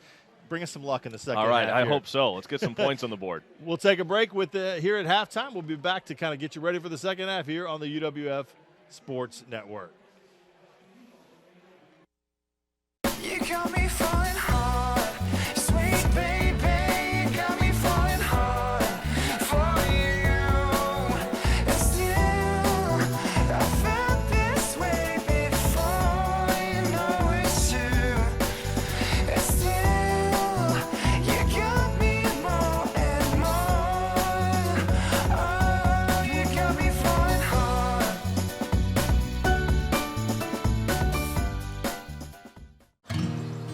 This is not a restaurant. This is slow smoking that stirs your soul. The stuff that makes going out feel like coming home. This is not a restaurant. It's a barbecue. 50 years in the making. Come fill up on all your favorites. Sonny's Barbecue. Come taste tradition. Here at CPC, you're not just a customer, you're part of the family. We operate 7 offices throughout the Florida Gulf Coast and Alabama regions with nearly 100 employees to best serve you, the customer. So thank you to all of the thousands of businesses who have helped to make us a leader in the office technology industry for more than 45 years. We will continue to provide a level of service that can't be copied and look forward to the bright future that lies ahead for our communities, cities, and country. Back here at Blue Wahoo Stadium, Will Kennedy and Jamie Smith with you. Halftime of this game, Gulf South Conference football, UWF, North Greenville, 7-3 is your score. Recognizing swimming and diving, I think, is down there from the University of West Florida. They've been off to a great start in the fall. Some of the other athletic programs as well. Men's golf team has been sensational. We're in that fall sports window, and there have been some great things going on the campus here in Pensacola, Florida for this Argo athletics program. And some of that's continuing this weekend. Volleyball playing this afternoon out on campus. They won last night, their 10th win in Gulf South Conference play, 10-0 at that point. I haven't seen the final result from this afternoon, but they've got it going. Basketball gets going tomorrow with a men's exhibition against a Fort Stewart military team, but the basketball season right around the corner for both the men's and women's programs with Argo basketball. Just a look at some of the stuff going on campus. This volleyball program has been to 13 straight regional NCAA tournament appearances. Coach Melissa Walter and company looking to keep that streak going. Again, they played this afternoon. They're on track to be the #1 seed in the GSC and host that tournament again. Both soccer teams, year in and year out, amongst the best in the conference. The women at home this weekend. The men just had a big win over Spring Hill. And then the men's golf team, as I mentioned, just won their last tournament for their fall season. So much going on. And don't forget, we'll have more going on here as we got our last home game Saturday, November 16th. That is the football salute to service game here at Maritime Park. So in the meantime, look for November 9th is Senior Day for men's and women's soccer. Those are 12:30 and 3 o'clock games next weekend. We'll be out on the road, of course, up at Valdosta for that game. Fans will get free T-shirts at that event as well. The basketball scrimmage I mentioned coming up tomorrow. And then look for those schedules. GoArgos.com is always your home to see what's coming up and what's on the schedule for the next couple of weeks. My laptop's blocking a little bit of it there. But, Jamie, what can we expect here in the second half of this game? Because there's a lot of work to be done, and we've seen this coaching staff for this Argo football team make the adjustments necessary to have and come out and be better. We think back to the shorter game, week 2, tied up 14-14, kind of like what's going on, and they came out and looked really good in the second half. We're hoping for that here. Yeah, I mean, of course they're going to make some adjustments. I think you come out and you see UWF kind of establish the running game again. That's been an area where they've struggled in the first half. So I think you come out and let them establish the running game and then get Austin Reed in a couple play action situations that opens up the field, downfield for him, and see that arm kind of come and play for him. Not really going to be pretty as far as stats are concerned, but let's take a look at some of the stats from the first half of this game because really choppy as far as offense is concerned, and those turnovers really kill. You'll see it there. 44 yards passing for North Greenville, 60 rushing, so a total of 104. You'll take that as a defense. If you're the UWF defense, you won't like that a whole lot if you're the UWF coaches on offense. 100 yards rushing, 104 yards passing, 42 yards rushing. Not the balance or efficiency you're looking for, and really those passing yards haven't been effective, not the way that we're used to seeing them. And that bottom number is really the difference in this game. 3 turnovers for UWF. The fact that only led to 7 points, and it was a pick 6 that got that, I think kind of speaks a lot about how well this defense is playing. Yeah, that's a W if you're UWF. I mean, 3 turnovers and only giving up 7 points to a GSC team, that's great. You got to go in feeling good about that, and the defense has nothing to bring or hold their heads down about. They're doing their job, so if defense continues to go out and do what they're doing, offense just has to find their rhythm again, and I think UWF will be fine. Let's take a look at some of the first half highlights, some of the big plays from the first half, and it really just kind of started with this, Jamie. First play on offense for this UWF offense, and you see Dimitri Birch slip. The throw may have been behind him anyways, but the interception, the pick 6 by Aaron Watson, his 4th pick of the season, and that would really set the tone. 7 points on the board right like that. And it really was, the turnovers continue. Shamari Mason, who got the start at running back, just kind of gets stripped here at the end of this, popped out from behind, another turnover. You're able to dodge a bullet on that one, I think with a missed field goal. At that point, or it may have been that they forced a punt again. And then you had a special teams turnover as well from Karan Ashley on a punt return, and really just kind of a nightmare scenario. You could have easily been down 14-0, 17-0, 21-0, just depended, because there were a lot of short fields for this North Greenville team. It was. And you have another one here by Karan Ashley. Yeah, the middle of that field, you're seeing it there. We talked about it there in the first half a little bit. There's some treacherous conditions on the field as far as the footing is concerned, but both the Shamari Mason and Karan Ashley fumble, it's really about ball security, Jamie, and not getting 2 hands on the football and not really wrapping it up, and I'm sure that's something we're discussing at halftime. And you see the field goal that put the 3 points on the board after a nice offensive drive, so Austin Williams made that field goal and then missed one later in the half, and that's really kind of the difference. This could be a 7-6 game at half, could be 10-7 if the offense could have kept it going. But I got to imagine, let's take care of the football and let's cut down on some of the penalties and mistakes is what we're talking about. Yeah, those things are going to be important moving forward. But what I want to see is UWF come out and establish that running game again and kind of own the line of scrimmage. And once they can do that, it opens things up for Austin Reed. He's good at stepping up in the pocket, good in the play action, sprint out. So you can get that running game going. I think you see Austin Reed kind of explode and flourish as we've seen in the past weeks. Maybe settle down a little bit. And I think we've talked about Austin Reed and how good he is, and he certainly is a leader on this offense. But again, you sometimes forget he is a redshirt freshman. Didn't play last year at Southern Illinois, so this is really his first football this season since high school. It's tough to sit like that. And when you have a pick 6 like that on the first play of the game, there's a mental impact of that, whether you want to admit it or not. And we've seen some throws get away from him, and maybe a little bit happy on the feet. He got sacked in there too as well. Chauncey Haney comes off the corner and gets you. Got to wonder if maybe the adrenaline's pumping a little. We got to find a way to calm our young man down.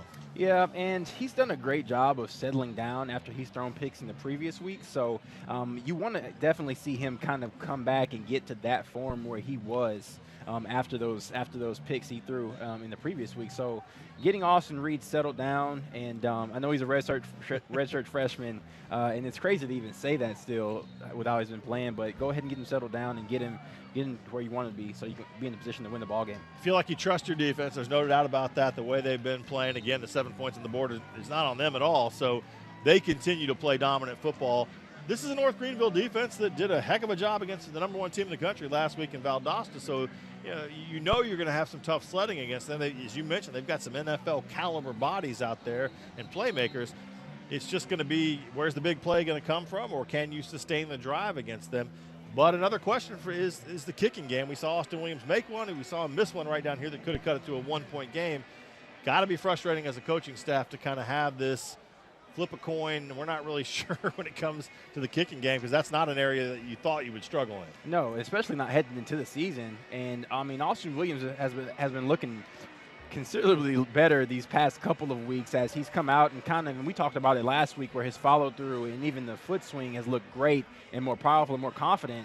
So heading into the latter parts of this schedule and even the playoffs, if we do get to that point, you don't want that to be a question for you, because as you continue to progress deeper into the season, the teams only get tougher. If you want to be a championship caliber football team, this is the kind of game you got to win. You got to win an ugly football game sometimes. Just got to find a way to win. Valdosta did it to North Greenville last week. Maybe it's our turn. Maybe it's not going to be a pretty score at the end, but you just have to put the W on the board if you want to make the playoffs and contend for the conference championship and a national championship eventually. It's a test, right? It's a character test for a team, and we'll see what this UWF team has. We've seen them win in overtime. We've seen them win in blowout fashion, and we've seen them lose the first game of the season.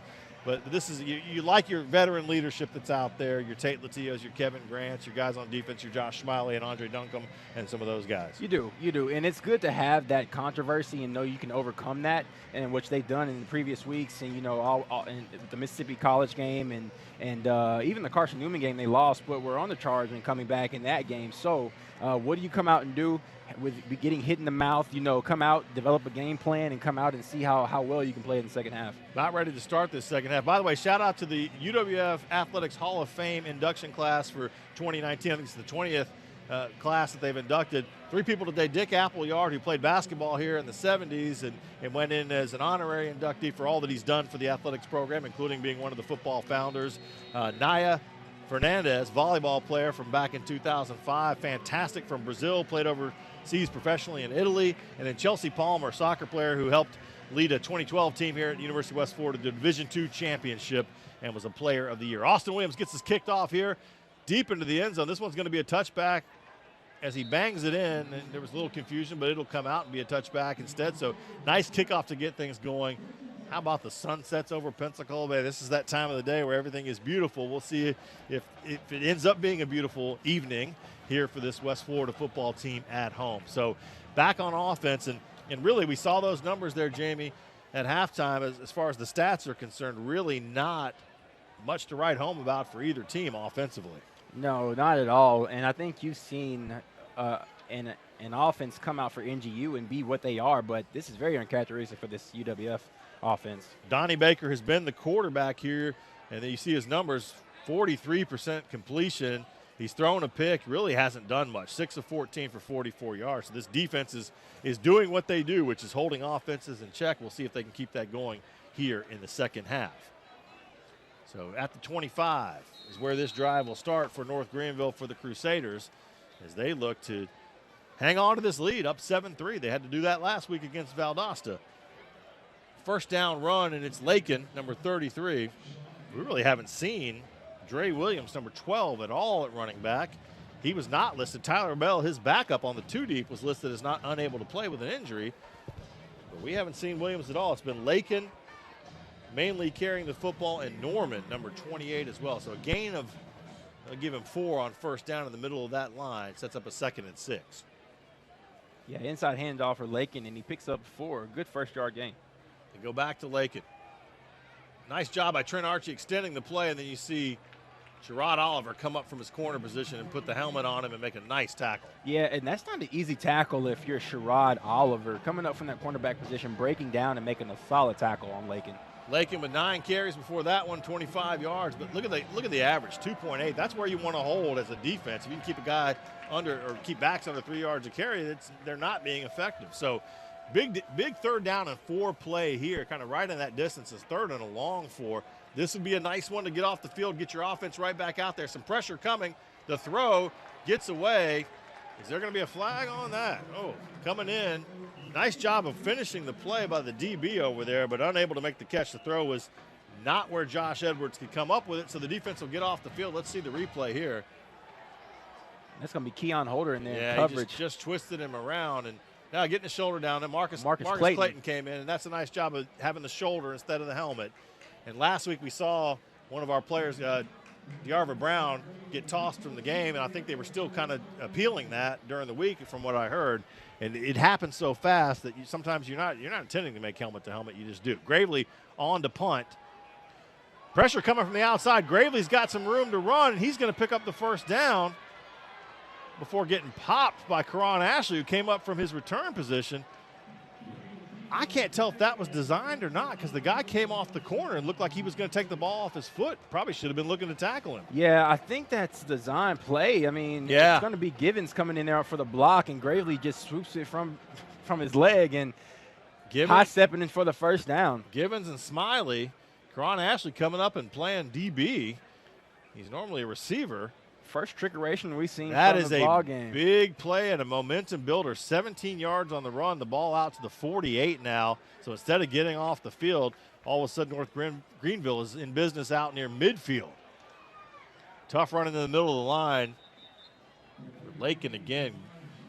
Group tackle in there. You see Ty Cox involved. You see Chandler Ferguson getting up off the pile.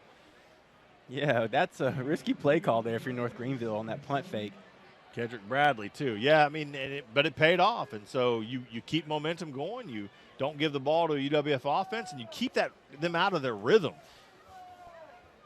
So, again, pick 6, fake punt, all kinds of things happening in this game. 2nd down and 6, short gain off the right side as Lakin tries to extend that over before being brought down. Yeah, not a lot going there on that gain. Just brought down by a host of defenders, I believe. Big Darrell Wilson getting in there right from his nose tackle, kind of blowing that up. Andre Duncombe, Anthony Bell, everybody in on that tackle. Great job by the defense. 3rd and 3, so here you go again. We just had a 3rd and 4. They were able to stop them on an incomplete pass, but a fake punt gets a 1st down. Now we're going with a 3rd and short again. They're trying to get one more player on the field. Quentin Peebles is trying to fly out there to a defensive line position. Andre Duncombe pointing all over the place. Sweep going out to the left, and it's going to be enough for the 1st down. Looked like somebody had a shot at him early but couldn't bring him down. Instead, the chains will move. Ball into UWF territory.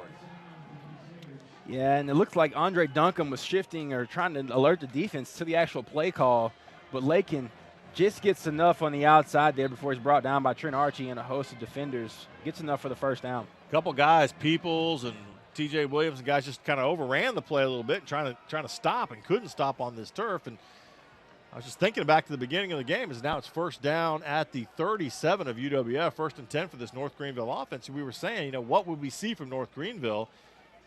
What would they have as far as life and fight after the loss to Valdosta? As this one is a quick out to the side.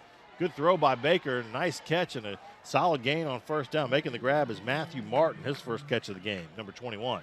Yeah, nice job. Nice throw and catch there by Baker to Martin on the outside, setting up a screen. Good block in front of him from Edwards. But I was saying, what will we see? And really, you give them life right off the bat with a pick 6. If they were feeling down about last week, the guys they don't have, that they kicked off the team that are hurt, all of a sudden you get a pick 6, you get a bunch of turnovers, you've got some momentum rolling.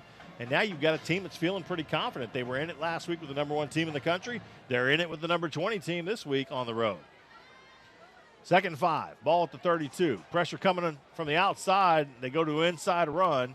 It's going to be up near the sticks, maybe a little bit short. Yeah, and if you show the replay there, you can see Andre Duncombe slipped I told you on the blitz there, and maybe had a chance to blow up that play in the backfield, but they're able to get it up the middle, and they'll have enough for the 1st down. That'll move the chains. They'll give them the 5.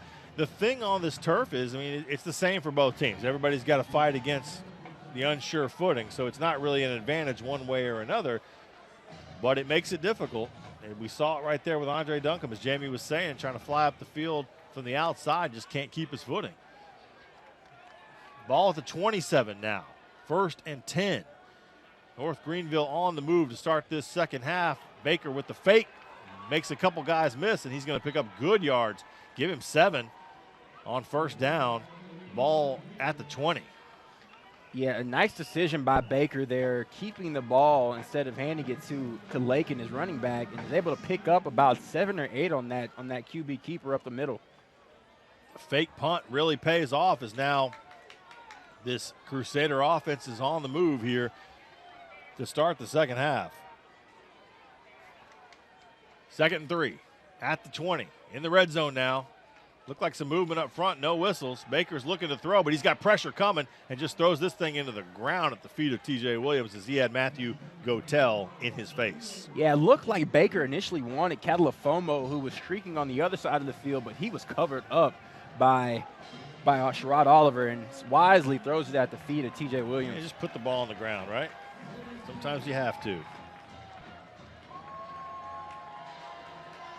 That'll bring up a 3rd and 3. This would be a big play. The kicking game has been a little shaky for both teams, so it's not a guarantee for a field goal if you can find a way to snuff out this 3rd down play for North Greenville. Here comes UWF up front. The run in the middle of the line, that's not going anywhere. In fact, short. No gain at best as the official on the side runs right out to the 20. So 4th and 3 now. We'll see if that brings the kicking team for North Greenville. No motion yet, no action, and here they come. Yeah, nice job by the defense that time. For UWF, they've motioned Jordan Helms, a big tight end, back in for blocking, but not working there. Trent Archie, Darrell Wilson, Joshua Smiley, all your big beef there in the middle to make that stop. You're looking at a 37-yarder from this distance. 2 of 5 between 30 and 39 yards is Matt Gravely. So this is a trouble spot for him. He hammers this thing. It's going to be no good. Yeah, he pulled it. He pulled that thing across to his left, and it's no good. So 2 missed field goals, and the defense gets off the field without giving up points again. It is wild here. We got a 7-3 score, 8:35 left to play in the 3rd quarter on the UWF Sports Network.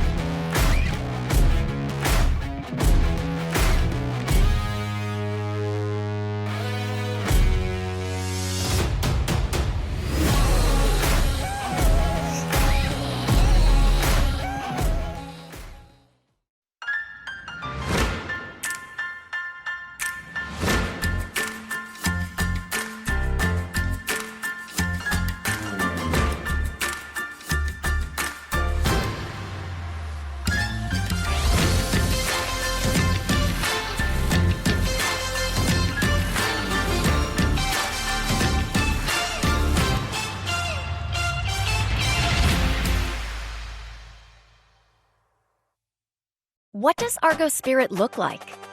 Is it finding the perfect Argo outfit to show your team pride? Is it giving back while getting your pre-game grub?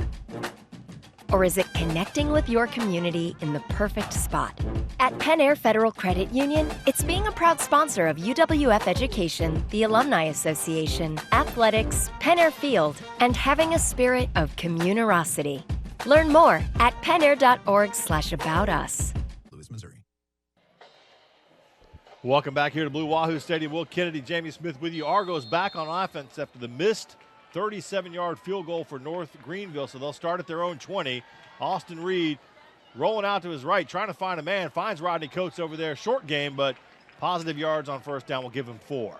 And they sprint Austin Reed out to the right here, buying him time to throw the ball, and finds, I think he took a shot there, but Coates in the flat over there for a gain of 4. He had Chauncey Haney in his grill. Reed I mean, the numbers are respectable except for the interception, but 12 and 19, 63% completion, 104 yards, but no big plays really, and that's kind of been the thing. I like rolling him out. I don't necessarily like rolling him out towards Chauncey Haney over there, but we'll see. Javon Newton, second down carry. He's got room. Hits the middle of the field. He had one man to beat really, but a nice job of stepping up to make the tackle. Well, that could have been a much bigger gain than it was, and it was a pretty good one as is. And first explosive play of the second half and getting that running game going with Javon Newton. Inside handoff, able to make a couple guys miss and picks up a lot on that play. They'll give him 14. Yeah, Johnny Worthy finally steps up and makes the tackle. I like what, you got the slippery field. We've referenced that several times. You see Javon Newton running low, hand to the ground at one point to keep his balance. It's a nice gain. It's going to pick up a first down ball at the 38. First down, they'll go to Newton again. Not much doing on this first down carry. But a good run of 14, and then short yardage here, maybe one. Yeah, it looks like they'll give him one on that play. I thought Austin Reed, if he maybe kept that ball, had a lot of running room out to the outside on that play. Maybe not the right read there. But Javon Newton does what he can, picks up one, and that'll bring up 2nd and 9 for this offense for UWF. That'll bring them to the line of scrimmage. 2 receivers out on each side of this set. Anthony Johnson in the backfield now, the single back, slides over to Reed's left. Really just, we've touched on it here, trying to find some rhythm for this offense. Pocket holds up. He's got Tate Latillo out to his right. Finds Tate. Tate is going to break it upfield, move the chains, and then some.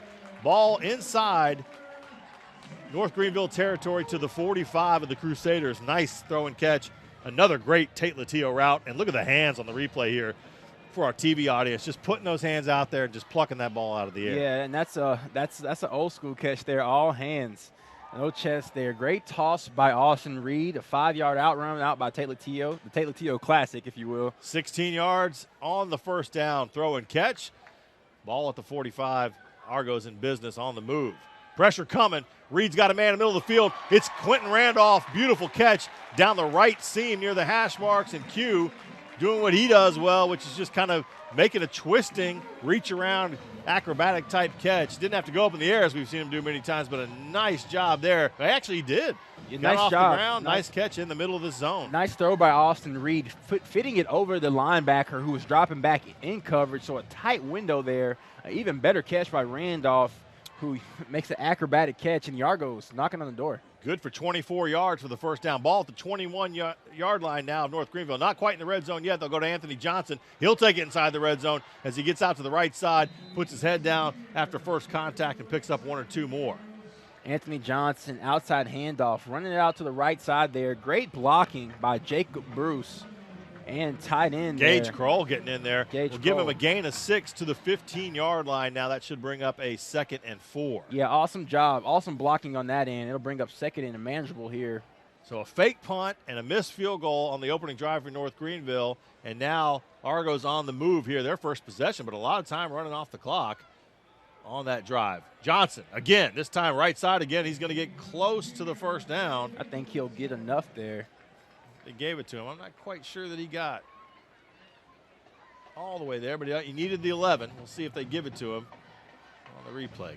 Good job of covering the football up. And yep, that'll be a first down. That'll move the chains. Ball now down inside, just outside the 10 at the 11-yard line. Just enough for the first down as we tick under 5 minutes to play here in the third quarter. 7-3 again our score. North Greenville on top of the University of West Florida here on the UWF Sports Network. Javon Newton tests the middle of the line. Nice job driving the legs. He's going to get down near the 5. Give him 5, maybe 6 on the carry. We've seen that today from Javon from number 4, Jamie. Some tough running. And how about Newton powering through big man Chauncey Haney on that play, able to keep his feet moving and picks up about 4. Looks like they'll give him 6 on that game. Guys are diving at ankles. Brandon Berger just couldn't come up with him there. Number 51 in the middle of that line. So a test here for North Greenville as the Argos are down at the 5-yard line, or the 6, 2nd and 4. They'll go back to Newton again. He dances through a hole, tries to find some room to slide. He pushes forward. He's going to get 2 or 3 when it looked like he was stopped for none. Yeah, Newton, a tough runner. Just one of those running backs amongst the stable that UWF has and keeps those feet churning right at the sticks. Looks like he'll be a yard or 2 yards short there on 3rd and 2 here. Argos could pick up a first down here inside the 5. Ball was at the 11 to start this possession, so you get down to the 1, you can get a first down. We'll see if that happens here on a 3rd and 2. I got a feeling you're going for it down in this. This may be 4-down territory, this part of the game.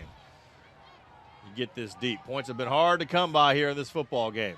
Johnson got some room. It looked like he dove through, had a burst, but he's not going to get there. I think he may have the first down. It looks like I think they may mark him a little short, although we're seeing some hands pointing first down. We'll see.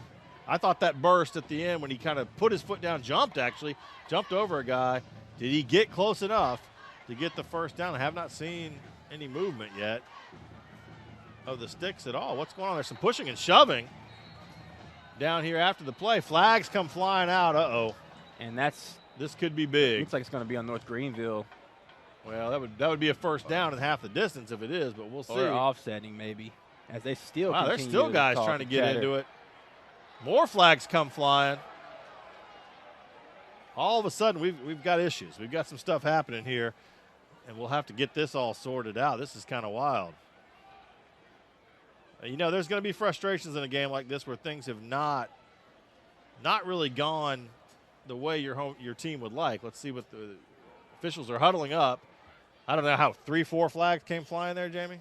Yeah, at least 2. I saw at least 2 on that play. The first one looked like it was for North Greenville, but as UWF continued to chatter, I think that second one might have been against the Argos. There was some delay on it, too, where there was one set of flags, or at least one, maybe 2, and then another one came a little bit later. As the officials, that's really a situation where from an officiating crew, you want to separate everybody.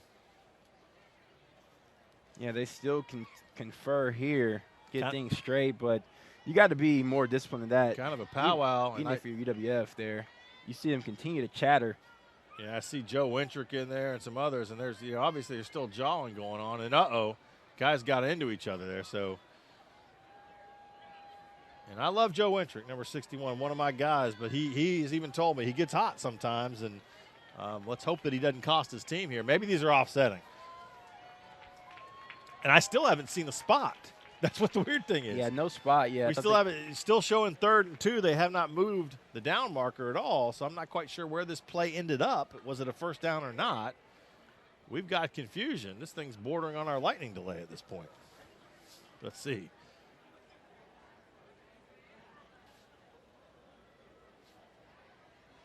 We're waiting for a call patiently. After the play, unsportsmanlike conduct foul, offense number 65. Personal foul, defense number 35.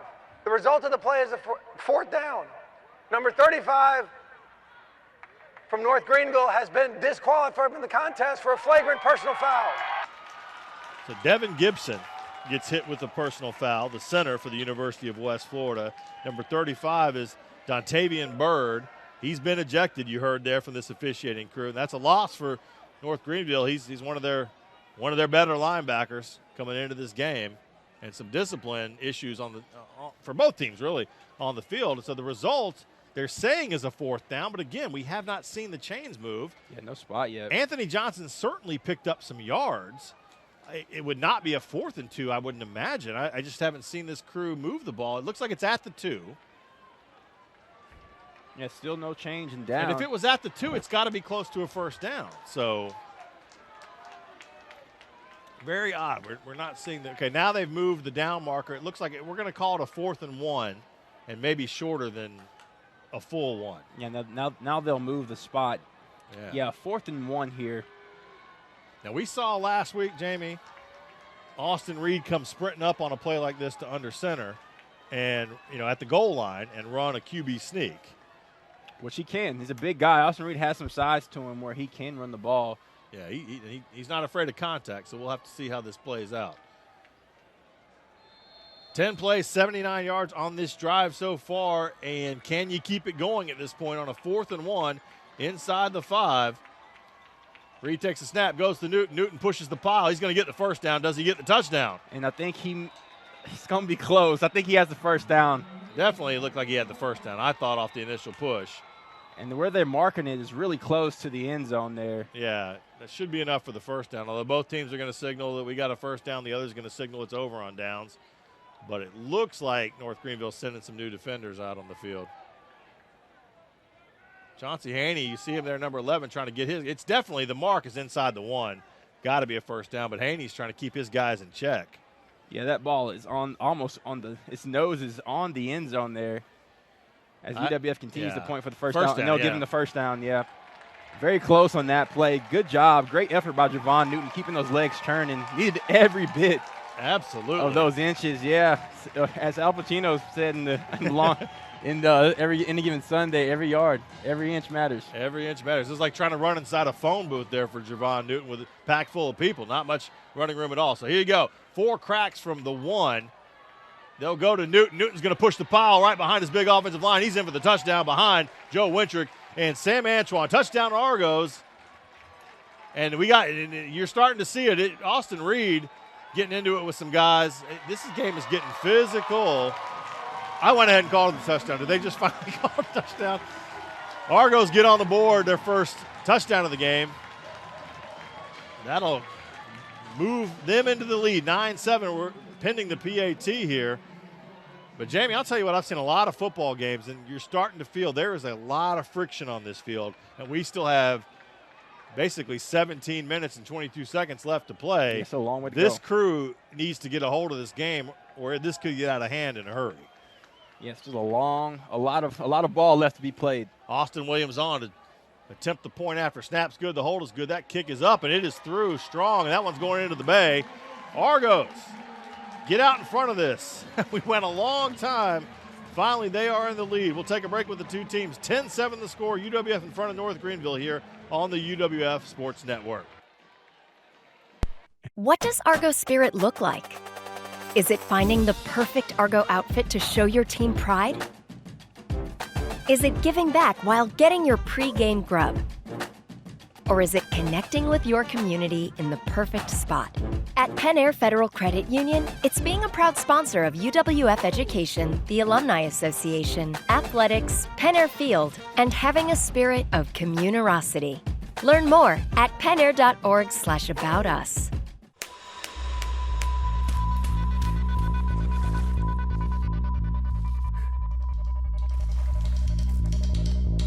For those who sweat in determined pursuit, and those who meet the morning with a firm handshake and a smile, and breathe between stages of unwavering effort.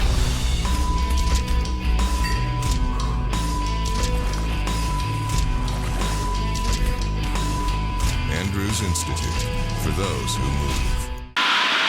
What's even better than going to a UWF football game? Going with all your friends. Decks are available for groups between 25 and 200 people. All group decks come with a UWF football game ticket, food, and soft drinks. It's great for company outings, group functions, birthday parties, and youth groups. Prices start as low as $25 per person. Call 850-474-2746 for more information or to book your deck today. We're not going to breathe easy yet, but look at this sky. Jamie, over here, look at this shot we got. I mean, that's what you get here at this ballpark. These sunsets by the bay are just pretty incredible here. It's like a commercial for come visit Pensacola, right? Hang out at the beach. Jamie and I will meet you after the game out at Flounders or something, right? Yeah, let's do it. Let's get a win first. This one's still hanging in the balance. 10-7 the score as Austin Williams punches one into the end zone. That'll be a touchback. And so the Argos go and finally get this thing moving on a chilly night here. 12 plays, 80 yards, took 6:13 off the clock, and finally find the end zone. So a game that started with a pick six on the first play of the game. North Greenville has been in the lead this entire time until now with 2:22 left in the third quarter. But we still got plenty of football left to play. Yeah, you take away that pick six, I mean, UWF is up 10-0 right now. So, but nonetheless, I mean, the Argos are winning the second half right now, winning the second or the third quarter, rather. And defense is continuing to play great. There's a call down here on the field, but it's off the kick, and looks like we are going to, the defense is staying on the field. They're not kicking it again, but it's on UWF, so it's going to put North Greenville in a much better starting spot than they would have been out at the 35. And there it is again. Wow. Yeah, that's a nice sunset there. This time of year, you just get down here in the panhandle of Florida, you just get these fantastic sunsets. The closer you get to the water, the pinks and the blues and all that in it. And we just had the weather turn 2 days ago or so, a bunch of rain, and you're seeing that on the field. It's a little sloppy, but it feels great here. Baker rolling out, trying to find a man down the field. He does. Actually, that ball came loose. Yeah, Incomplete. No nice job on those two defenders getting together and taking that catch away. Yeah, T.J. Williams and DeAnthony Bell. Yeah, Josh Edwards had the football. Let's see the replay. That's a heck of a job closing. And it looked like initially he may have had a shot to complete that ball, but T.J. Williams came in and completed that hit, Keon which darted Over, loose. just took the ball out. And really, North Greenville taking a page from UWF and rolling out the quarterback there to his right. So that'll bring up a 2nd and 10 behind the chains there on first down. They're going to throw a quick out. We saw this play earlier. Slips the first tackle. That's just a missed tackle. And you're seeing Trent Archie's upset with himself. He had a chance to bring the man down immediately. Yeah, and that's very uncharacteristic of Archie. He usually brings him down the first time he gets his paws on him, but just not able to slip past Archie and pick up about 6 or on 7, that play. Yeah, give him 6 or 7 for Matthew Martin. So that'll bring up a 3rd down and officially probably going to be 4. See if the UWF defense can hold here. Ball's at the 38-yard line. Yeah, a chance to get that ball right back to your offense, which is definitely what you want to do because they are feeling it right now after that long 80-yard drive. They'll go with a running play, sweep to the outside, extending the play, and then coming up, making a crushing hit. Beautiful job of making that play very difficult for North Greenville. And you see even the big fella, T.J. Kelly, out there flowing with it. Yeah, nice job that time. NGU going with a outside run, and that time Norman tries to bounce it out. Archie holds the edge. Who's that flying in there? Is that T.J. like Williams? No, 18. Yeah, coming flying in. Is that Chandler Ferguson? At the end of the play. No, it's 18. That would be Henry Montgomery. Yeah, Henry Montgomery. Yeah, haven't heard a lot from him today. It's almost like, wait, who is that? No, it's Henry Montgomery. So much depth in that UWF defense. Kind of get those names lost sometimes. Henry from his free safety position coming in and pick up a tackle. He's had a good season, as of all the defensive backs. Lots of tackles back there. Gravely on to punt. This is a better kick than his last one. Karan Ashley should have fielded that. He does. Inside the 10, he's going to have to run for his life. And instead, he's going to get chopped down at the 1. That is another special teams mistake, Jamie. And we got some flags in the middle of the field. Somebody's helmet is off. DeArva Brown is without his hat, and there are 3 or 4 flags out there. We'll see what the call is here. As I mentioned, this game is getting choppy and chippy, and all the other E's as well. Yeah, I didn't see what went on there. 3 flags on the field. But if I'm a special teams coach, I'm going to have a talk with Karan Ashley about what you do and do not do in that situation. Yeah, he may be saved here if this is on North Greenville as far as the penalties goes, but I agree with you. Karan Ashley has to be smarter about fielding that ball, and even if he does field it, going down immediately or something to just negate the negative yards. Field it and go out of bounds or take 1 step up field, but don't try to run backwards towards your goal line. That is never the plan. And it's been a rough afternoon on special teams for Karan Ashley. 3 flags, as Jamie mentioned down here, as this crew gets together again. And they're coming over to talk with the UWF staff a little bit. We have slowed down here in the second half with a couple of these situations where we've had some unsportsmanlikes, we've had some different penalties, we've had some discussions about what to do and what the call is or isn't. Let's see what this crew comes up with here. 10-7 game, 36 seconds to play in the third quarter. Personal foul, participating without a helmet on the return during the return on the return team number 21. Half the distance to the goal, first down. Wow, so DeArva Brown participating without a helmet. I'm not sure how his helmet came off. But we'll take a break with the two teams. We come back. UWF's going to be starting inside their own 5. Up 10-7 in this football game here on the UWF Sports Network. We'll be back with you after this break. What does Argo Spirit look like? Is it finding the perfect Argo outfit to show your team pride? Is it giving back while getting your pre-game grub? Or is it connecting with your community in the perfect spot? At Penn Air Federal Credit Union, it's being a proud sponsor of UWF Education, the Alumni Association, athletics, Penn Air Field, and having a spirit of communerosity. Learn more at pennair.org/aboutus.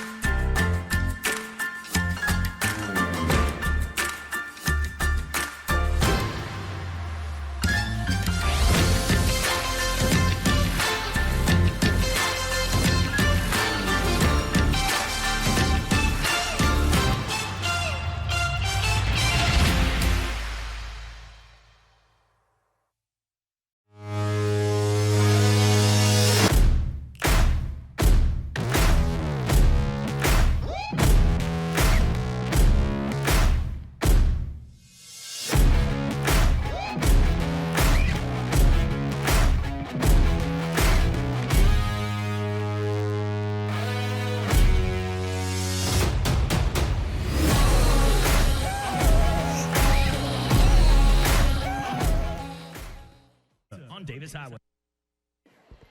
You are listening to UWF football on ESPN Pensacola, 99.1 FM, 1330 AM, WEBY, Milton, Pensacola. Back with you here at Blue Wahoo Stadium. Beautiful sunsets over this venue. And starting at their own 1 yard line after a questionable return, Anthony Johnson hit hard. Did he get out of the end zone? Yes, he did. Maybe back to the goal line and just an inch or two outside. That could have been a safety. And, Jamie, we were talking about it before we went to break as we look at the replay. Just nowhere to go. Good push from this North Greenville team. Yeah. The mistake was Cron Ashley returning that punt. Should have let it go out of bounds or be tapped down at the 5, but instead he runs back to his own goal line. Now his offense is in a bad spot as we'll wind down to the end of the third quarter. 10-7 the score. We're going to the fourth quarter, but the Argos are in some jeopardy, trying to figure out a way to get some room outside of their own goal line. And, Jamie, I was looking at the stats there during our last break, and it really has been a great job by the defense. We'll take a break with the two teams here, come back and kind of break that down for you. You are watching and listening to Argo football here on the UWF Sports Network. In an emergency.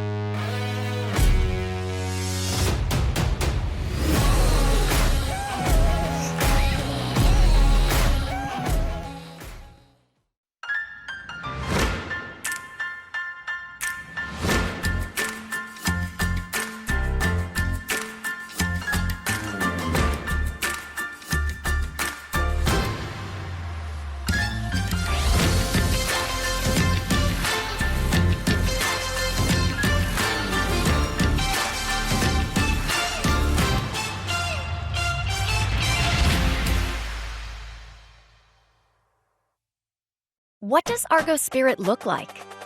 Is it finding the perfect Argo outfit to show your team pride?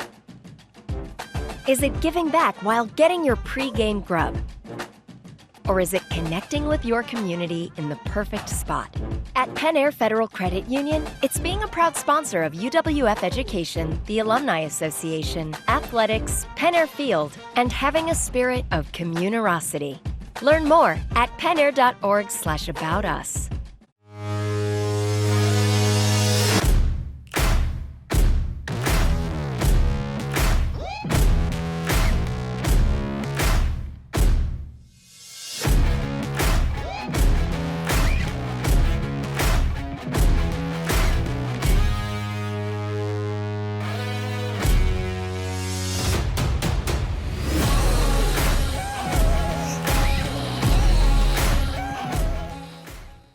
Telling your taste buds how much you love them.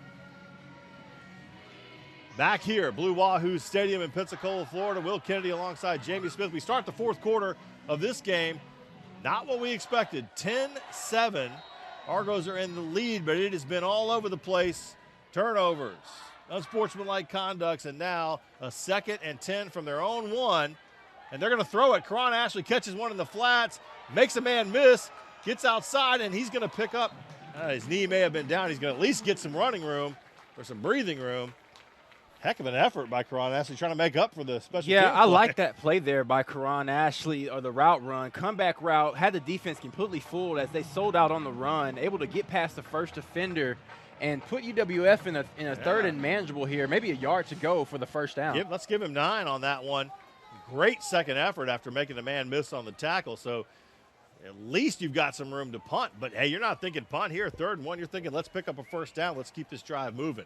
A lot of guys in the box for North Greenville. Will they come with some run blitz pressure? Instead, Trevon Newton's got enough. He looks like he's going to get across and get out to the 11. Let's see what the spot is. Are they going to give him the first down here? It'll be very, very close. Trevon Newton able to evade a couple of defenders that time and get past the initial wave of defenders. Looks like he was able to get past like they're giving Dixon it to him. And Mack.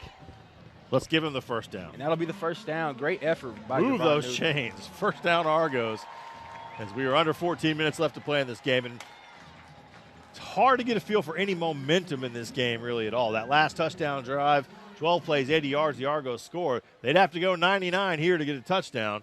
And if they were to do something like that, look at that shot, by the way. Quick out, this one too far out for Tate Latillo on first down. It was well covered as well, so probably not a bad incompletion. But if you could take this drive and drive down and score any points out of your own 1 yard line, that's a statement kind of drive. Yeah, just a little quick on the trigger there for Reed. He had Latillo open in the flat, but overthrew him there. It'll bring up 2nd and 2 for this offense. But I'm looking at these third quarter stats, by the way. 56 net passing yards, only 108 total yards. Trying to get the total 164 total yards for North Greenville on offense.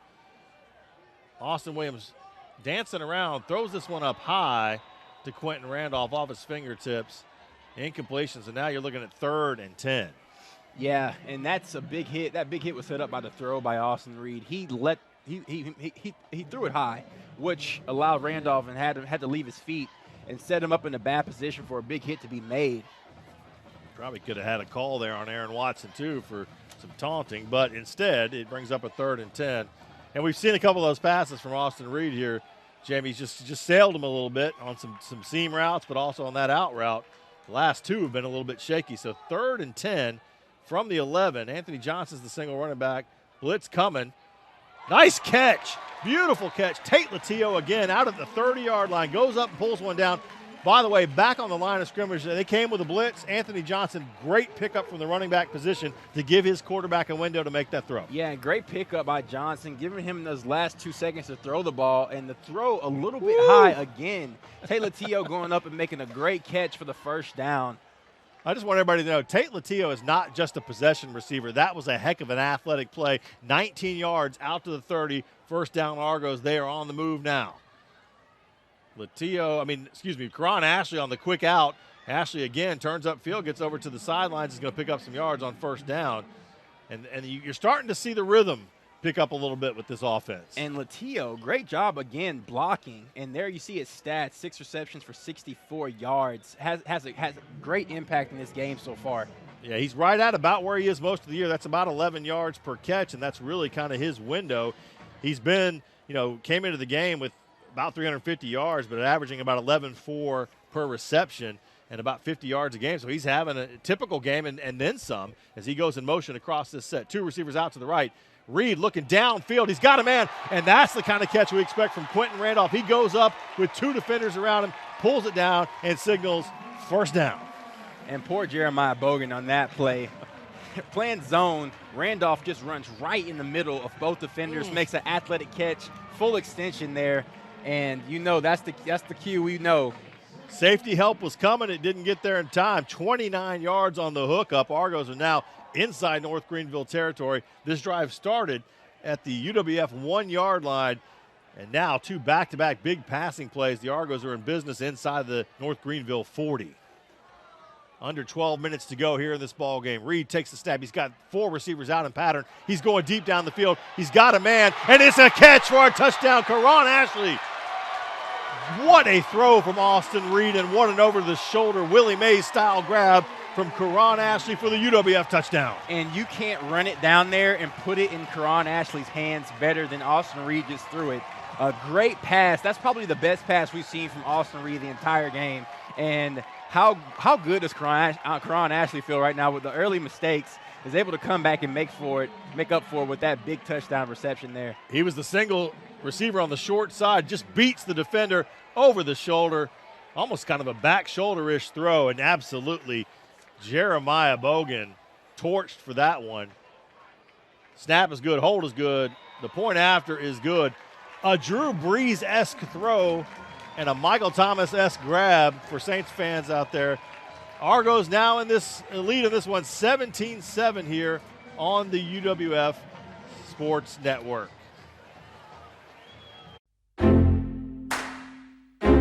Real change occurs in that split second, a moment of connection among people. With a common purpose, a shared vision, and a unified goal.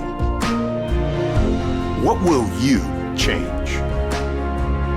What will change you? The University of West Florida. No limits. There's nothing quite like coming together over a fresh cooked meal. Face to face, burger to burger, solving the world's problems over fries. There's also nothing like solving the problems right in front of you, like baseball practice, swim team, and getting your family's meals just like they like it, all with a few taps on your phone. Yeah, good thing there's more than one way to solve the world's problems. Good thing there's Whataburger.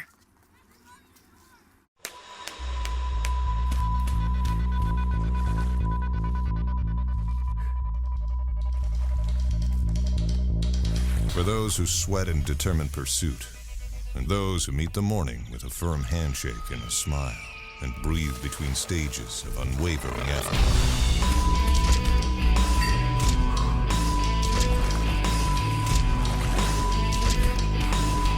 Andrews Institute, for those who move. For more information, visit them online at Pensacola Podiatrist. Welcome back here to Blue Wahoo Stadium in Pensacola, Florida. Huge touchdown drive. Look at Karan Ashley, by the way. And Jamie, you just mentioned he had a tough start, fumbled a punt on a punt return, had a punt return where he ran backwards and was down at the 1.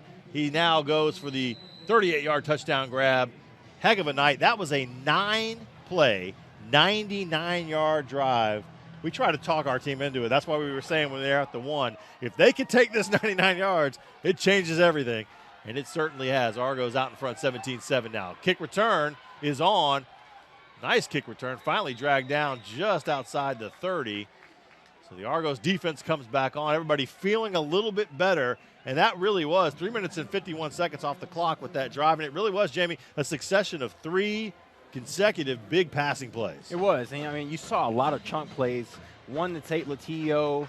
You had Karan Ashley, a quick comeback route earlier in that drive. And then you had the I'm not a Saints fan, so I'll say a Tom Brady-esque throw at the end of that drive. So, but nonetheless, a great job by Austin Reed going 99 yards to put kind of, and it feels like they kind of broke the seal on that offense. We've been waiting for the offense to explode. It was a 19-yarder to Latillo, 29 to Randolph, and then 38 to Ashley. So if you're doing math, it's like every time we're exponentially getting a little bigger, and it all leads to a touchdown and a 99-yard drive. The defense back out there. I'm sure they are energized, and here they come with some pressure. Baker has time, throws to the middle of the field. That's a nice throw and a nice catch by his big tight end, Jordan Helms, who's really been his main target tonight. Yeah, big body Helms goes up, 6'2", 215. That's a lot of man to cover downfield. Does a great job in using his body to go up and shield DeAnthony Bell from making any type of impact on that catch, and the Crusaders have a first down. Out at the 49, so right out at near midfield as they move the chains. Looking to have an answer here as they led most of this game. They are now down by 10. Here comes pressure off the edge, running right by him. You've got to get to him. Baker running for his life, and he's going to pick up some yards and get out of bounds. I couldn't see who that was from the number, but that's one of those. Make the tackle. Don't try to knock the ball out of his hand. Make the tackle. Yeah, that's tough. I believe that's Trent Archie coming in on the blitz there and just ran right past him. Yeah, just overran him. Tried to make an arm tackle, but that didn't work. And, Baker's able to scramble up the field for about a yard which is not big in the whole spectrum. They're going to give him 3. They'll give him 3 on that. It moves it into UWF territory at the 47. But I will say this: that's one of those you got to decelerate a little bit when you're coming off the edge sometimes. Baker with the throw. Was the catch made or not? No, incomplete over there. Is it? But you could have had a sack for about 8 to 10 yards on that play if you're Trent Archie. What do they say? You got to come off the edge and break down a little bit sometimes. This one just gets away. That should have been a catch. That's going to be disappointment, I'm sure, over there for Matthew Martin. Another big receiver at 6'1", 185, the junior, but he couldn't come down with that ball. That's going to bring up a 3rd and 9 now. It's going to be a big one. Big 3rd down for this defense. To get them off the field right now and give the ball back to your offense is going to be big here if you can do that. Baker back there. Lakin goes in motion out to his right. Here comes some pressure, and they're going to get to him, and there it is. Finally, that pressure coming and meeting. Aiden Sweat's in there, number 45. I saw Andre Duncombe come flying in. We'll see on the replay who comes up with the tackle here. That's officially, it's Duncombe. Yeah, Duncombe getting to the man and bringing him down. Andre, so happy to be back. By the way, the Coach Shinnick show, which you'll see on Cox Sports TV and YurView as well. We sat down with Andre this week, and he's so happy to be back, and he was talking about how some of the other guys have flourished, and we've talked about it, Gael and Kedrick Bradley and others in his absence when he was down with the finger injury. By the way, Jamie, I also gave him a hard time about his hairstylings when he was a much younger UWF Argo. Yeah, it's nice to see those young guys, and I got to have the pleasure of seeing them come in as freshmen and seeing them now, and they've all grown significantly. Gravely punts this one. That's what you're supposed to do. Karan Ashley catches it with his heels on the 10, goes for about 4 or 5 up the middle, and goes down. So the Argos back in business on offense here. 9:57 left to play. 17-7 is our score. The Argos out in front of North Greenville in this one. You are watching and listening to Argo football on the UWF Sports Network. What does Argo spirit look like? Is it finding the perfect Argo outfit to show your team pride? Is it giving back while getting your pre-game grub? Or is it connecting with your community in the perfect spot? At Penn Air Federal Credit Union, it's being a proud sponsor of UWF Education, the Alumni Association, athletics, Penn Air Field, and having a spirit of communerosity. Learn more at pennair.org/about us.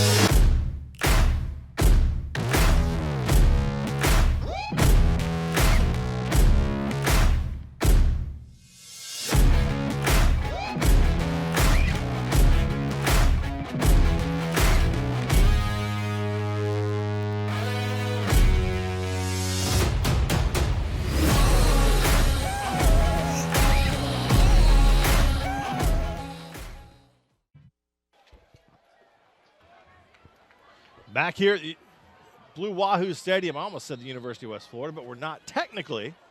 It's just the home venue for these Argos here by the Bay. Back on offense. Quick hitter up the middle on first down. Go back to your horse, Javon Newton, who has really been the workhorse for this offense as far as running backs are concerned. And it always seems like if one running back doesn't have it working one day, it's another one you could go to. Shamari Mason got the start, and Anthony Johnson got some carries also, but it looks like Javon Newton is going to be the workhorse to kind of carry them through the finish line to end this game. Yeah, 13 carries, 72 yards. Yeah, he's been the guy. There you see it. That's an effective, 5.5 a carry. He had a 20-plus yarder earlier. He goes back to it again. And what I'm liking, Jamie, is we see him here. He's taking that first hit and still going forward. Even if it's not for a big gain, they are not bringing him down on first contact. You're not, and you see it here again. You have initial contact right there, boom. Keeps his legs turning, but even though he's tackled by that defender, he still keeps going and falls forward for about another yard. And that'll put him in another 3rd and 4 here, so a short yardage situation. So you can run the ball here or go with some quick passing game down the field. You've got your options, and really you feel like this UWF offense is starting to click. And The passing game was moving them last time. We'll see if they go back to something here. Reed with time to throw, has his man. We haven't called this name much today. Kevin Grant with a nice catch, covers the football up, and that'll move the chains. First down, Argos. Austin Reed, by the way, take away that pick 6 to start the game. He has been good. He's now at 21 for 30, I think, 69%, 20 of 29, 69% completion, 254 yards and a touchdown. That is not bad. And that's going to be Kevin Grant's first catch of the day. Yeah. Goes for 8 yards and picks up the first down. It's a key one, though. And really, you said it. I mean, it took a while, but Austin Reed always seems to bounce back from the interceptions and always seems to find a way to have a pretty good game when all is said and done. Go back to the run on first down, and that's going the wrong way for Javon Newton, who never actually goes to the ground, of all things. The whistle just stops his forward progress. Yeah, and one thing we haven't seen from Reed today is a lot using his legs. He hasn't been able to scramble at all, which I'm not complaining. He has 254 yards through the air, but we haven't seen him kind of keep that on those option plays, keep the ball and take it himself. Well, again, we've talked to the coaching staff, and they've said they want to limit the number of hits he takes, obviously, so maybe that's part of it. But we have seen them roll him out to kind of move the pocket a little bit. But he's been effective certainly the last couple of possessions. Couple snaps there on a 2nd and 10. No gain on that. Fires that one in there. That was a strong throw. Looking for Kenneth Chanel, another name we haven't called, but the coverage was right there. Ready to bat that ball down. Couldn't see if the defender actually got a hand on it. May have. Never looked back for the ball. Just happened to time that really well. Who was that coming in there? Number 23. Nice job of closing. That is Caleb Bynum, the linebacker, actually. So right there sitting at his linebacker position in the middle of the field. He's actually had to step up because number 35, Dontavian Bird, ejected earlier and all our nonsense down by the goal line. 3rd down now and 10 after the incompletion. Reed making his checks at the line. The no gain on first. He's got 4 receivers, 2 out to each side. Here comes the pressure. He's got a man. Tate Latillo can't make that one-handed grab as he was out near the marker, but instead that's going to be a 3-and-out. And Austin Reed took a pop back there. He's getting up, walking gingerly. You see it coming here. He got hit face to face. Yeah, he had to get. They're helping him off, or not helping him off, but walking over, making sure he's okay. Yeah, he had to get rid of that ball in a hurry. And then I didn't see who was coming off the edge there, but had pressure in his face as he threw the ball. Yeah, you could see he's kind of holding that lower back a little bit, walking a little bit funny. Dawson Hamlin, haven't seen him punt in a while, but he's been good tonight, and he's back on for this one. Kind of rolls out a little bit and then squibs it back across his body. A bouncing kick. That's another heck of a job, and another down inside the 20. He does it the old-fashioned way. He does it this way as well. Another great kick for Dawson Hamlin. And it looked like he made some contact with one of the players from North Greenville because he fell down at the end of that punt, but no flags on the play. And he's walking over too, getting well-deserved high fives there as Hamlin gets into another one. Again, this is a guy that is really coming to his own. He's a local guy out of Troy. He's averaging tonight about 48 yards a kick, and that's another one inside the 20. So, again, your special teams, and we've seen it go both ways for this UWF team tonight, where, fumble on a punt and a punt return that shouldn't have been returned down inside, the 1, putting the offense under stress. But we've seen from this side, Dawson Hamlin has really done a number of flipping the field. So here you go, back on offense. North Greenville with 7:04 to play in the game, trailing by 10, 17-7. Lakin's got some room in the middle. Almost looked like Baker was about to pull that ball back out from his chest, but instead it goes for a big gain on first down. Yeah, that mesh point was a little late there, but Baker chooses to hand it off to Lankin on that play and picks up a lot. They'll give him maybe 15 or so on that play. Don't have an official number for you just yet. Yeah, Lakin gets the nice carry, 16 up the middle, so ball now out closer to midfield. They'll go back to the run on first down on the new set of downs. Very interesting here. Lakin in the middle of the line. As North Greenville chooses to continue to run the ball with 6 minutes left in the ball game. And you've got time, obviously. I mean, you're down 10. It's a 2-score game, but time does become your enemy here and of the essence a little bit. Now you've got 2 backs in the backfield, one being the tight end Helms. Norman's back in, and pressure was coming. He gets it out and finds his receiver, and it is the name that I don't want to say ever again, Lucas Catalfomo. Makes the catch, dances around a little bit. Trent Archie right in his face, and he broke down there, just couldn't get his hands up quickly enough. Yeah, I think he learned his lesson from the previous time where he didn't get the sack on Baker. And Catalofomo is just a little bit short. Yeah, Catalofomo thought better of getting up and testing Chandler Ferguson, who was coming in, closing in on him quickly. So 3rd down and 1, a big play. Lakin is the single back, 3 receivers out to the far side of the field. Man comes in motion at his helms back into the backfield. Out of the gun, Baker hands off to Lakin. Lakin's going to find a hole. He's going to pick up the 1st down. Yeah, nothing fancy about that play. They give the ball to Lakin on an inside handoff, and motion is tied in there, the block for him, which opens up just enough room for him to pick up the 1st down.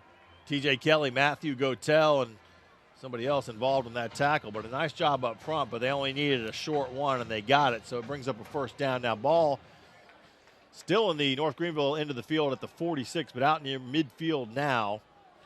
2 receivers to the left. Baker wants to throw. He's got pressure coming, but Gael Laurent can't get to his feet and dives a little short, and Baker's shifty. I mean, we've seen this kind of quarterback, Jamie, a couple times now. Carson Newman, Mississippi College, guys who are able to just kind of get away from that pressure. Yeah, and Laurent slipped at the end of that play as well, so that turf coming into factor once again.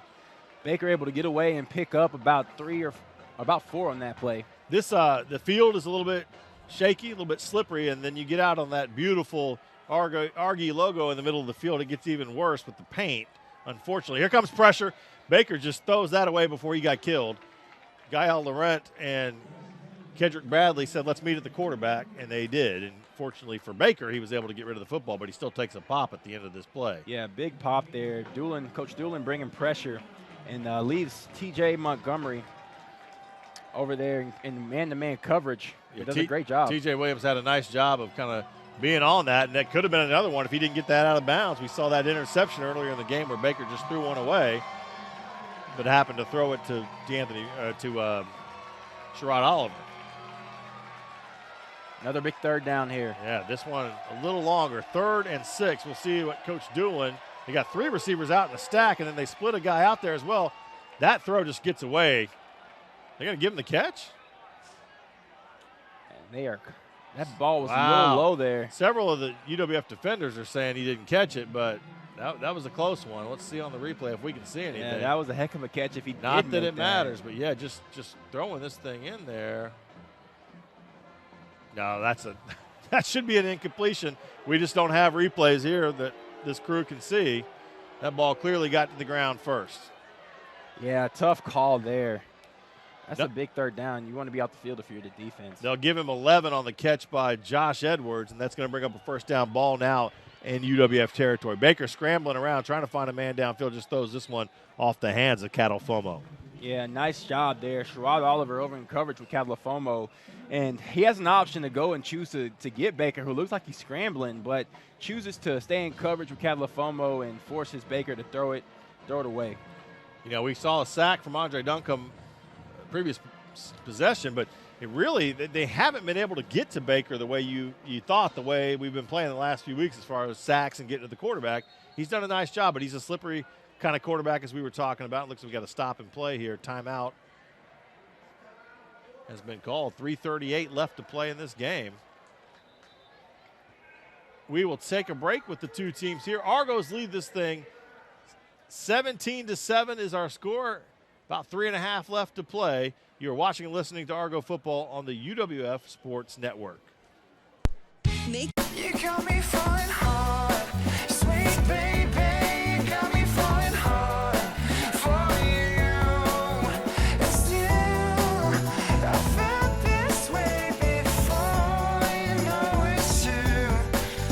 And still, you got me more and more. Oh, you got me falling hard.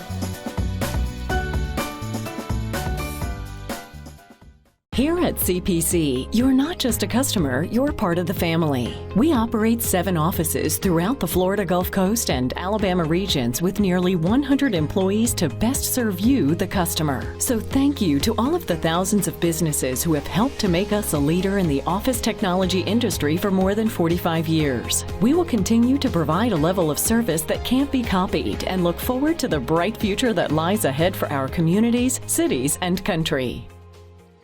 What does Argo Spirit look like? Is it finding the perfect Argo outfit to show your team pride? Is it giving back while getting your pre-game grub? Or is it connecting with your community in the perfect spot? At Penn Air Federal Credit Union, it's being a proud sponsor of UWF Education, the Alumni Association, athletics, Penn Air Field, and having a spirit of communerosity. Learn more at pennair.org/aboutus. Back here with you at the University of West Florida, their home stadium, Blue Wahoo Stadium here by the Bay, Pensacola Bay. We've got a good football game. 3:38 left to play. 17-7 Argos lead the Crusaders of North Greenville. North Greenville on the move, and they'll go to Norman, the running back, on a 2nd and 10 play. He's got some running room up the middle, going to pick up a nice gain and set up a 3rd and about 2, so we'll give him 8 on the carry. It's been a good drive for North Greenville. Will Kennedy, Jamie Smith with you. Argos struck on a 99-yard touchdown drive to extend a lead to 10 points, and that could be big here as Norman's going to pick up the first down and then some as he hits the corner, takes a pop from T.J. Williams and finally put down near the sideline. It's been an impressive drive for North Greenville. Yeah, they've put one together. It's been a long drive, but they've done it on the ground and through the air. T.J. Williams puts a pop on Norman there. But they hand it off. Norman able to find some running room to the outside and picks up another first down for this North Greenville offense. We are under 3 minutes now. The ball is inside the red zone at the 17 on a nice gain there. They'll give Norman 12 yards on the carry. This is big right here because if you can score 3 or 7 if you're North Greenville, then you set up the opportunity for an onside kick potentially. Baker's going to run. Had a man on his heels. Couldn't bring him down. Baker finally brought down DeAnthony Bell flying in there to help get him to the ground. Yeah, just missed him there as Baker was trying to buy time for his receivers to run the routes. Oh, Matt Gotell just couldn't hog time. Gotell just missed him, but they do keep him in bounds, and that clock continues to roll. There's a timeout, though, for North Greenville. Yeah, they'll take time because you've got to start playing this game a little bit. They have 3 left, 2:25. Again, it's a 2-score game, so that last touchdown drive was gigantic because if you're North Greenville, you got to find a way to get this ball back. And at this point, you get under 2 minutes, you can't kick it and hope to hold. You're going to have to try an onside kick. So special teams, a lot going on down here on the sideline. You see the group right there, Coach Shinnick. There's Coach Alex Crutch, defensive line coaches in there, Darian Doolin, all the coaches kind of talking. And there'll be some special teams discussions, too, coming up here about the hands team and kind of how do we handle a potential onside kick situation. Well, they got to score first. That's if they score. And this defense for UWF has been very stingy. Top in the nation when it comes to red zone defense. Haven't given up anything. In fact, heading into this game, 6 of 13 scores inside the red zone. Only 3 of 13 times had a team scored a touchdown. That is about as good as it gets inside the red zone. Here we go. 2nd down and 6. Ball at the 16-yard line. Baker. He's got pressure coming from the backside of Andre Duncombe and just throws this one away. Duncombe almost got to him. No flags on the field. No, there is a flag. There is a flag. Are they going to get Duncombe for something? Yeah, maybe a late hit. 61, 10-yard penalty. Holding. I believe we caught the end of that. A holding on the North Greenville. Dalton McKittrick, their left tackle, gets caught, and that's going to back him up. Yeah, I had a hard time stopping Duncombe, who was streaking from the edge there, ripping that shoulder through, and that was the only option that McKittrick had was to hold. Just a grab, right? Or Duncombe was going to be all over Baker. Dre's got those fresh legs after sitting out a couple weeks, and you can kind of feel it. You can see it in the energy. So that backs it up. Now you're working against the stick. 2nd and 16, 2:20 left in this game. Again, 17-7 our score. West Florida up. Play fake. Baker's looking downfield. He's got a man, and it's a catch for a touchdown. Wow. Lucas Catalfomo goes up over the defensive back, and that's a heck of a play. heck of a catch over there. We'll see this on the replay because this is really good. And TJ Williams is on the coverage, and they're both kind of hand fighting. TJ might have gotten a finger to the ball, but that is some great concentration. And just like that, got a chance to cut this to a 3-point game. Yeah, TJ Williams in man coverage. Thought he had a chance to bat the ball down, but even better effort by Califomo. Matt Gravely on for the point after. Kick is up, and it is good out into the base. So we got a 3-point game. 2:12 left to play. 17-13 now is our score. This North Greenville offense picked the right time as far as they're concerned to come up with a touchdown drive. They do it here late in this ball game. And, yeah, you see that hand fighting there. You're not going to get – there's no kind of calls there. That's just good football. And that's just even better kind of play from Lucas Califomo to come down with that touchdown reception. So you know what's about to happen now. 2:12 left. You cannot afford to kick this football away and hope your defense holds and take a punt and drive the field. You're going to go for the onside kick, I would imagine, if you're the coaching staff over here for North Greenville. You do. And now you have to bring your hands team out there and, make sure you secure this ball on the onside kick and put it in the hands of your offense to possibly go down and score with 2 minutes and 12 seconds left. I'm sure you see a lot of runs out of this offense to start off with, but have to recover the ball first. Coach Jeff Farrington sending out his onside kick unit.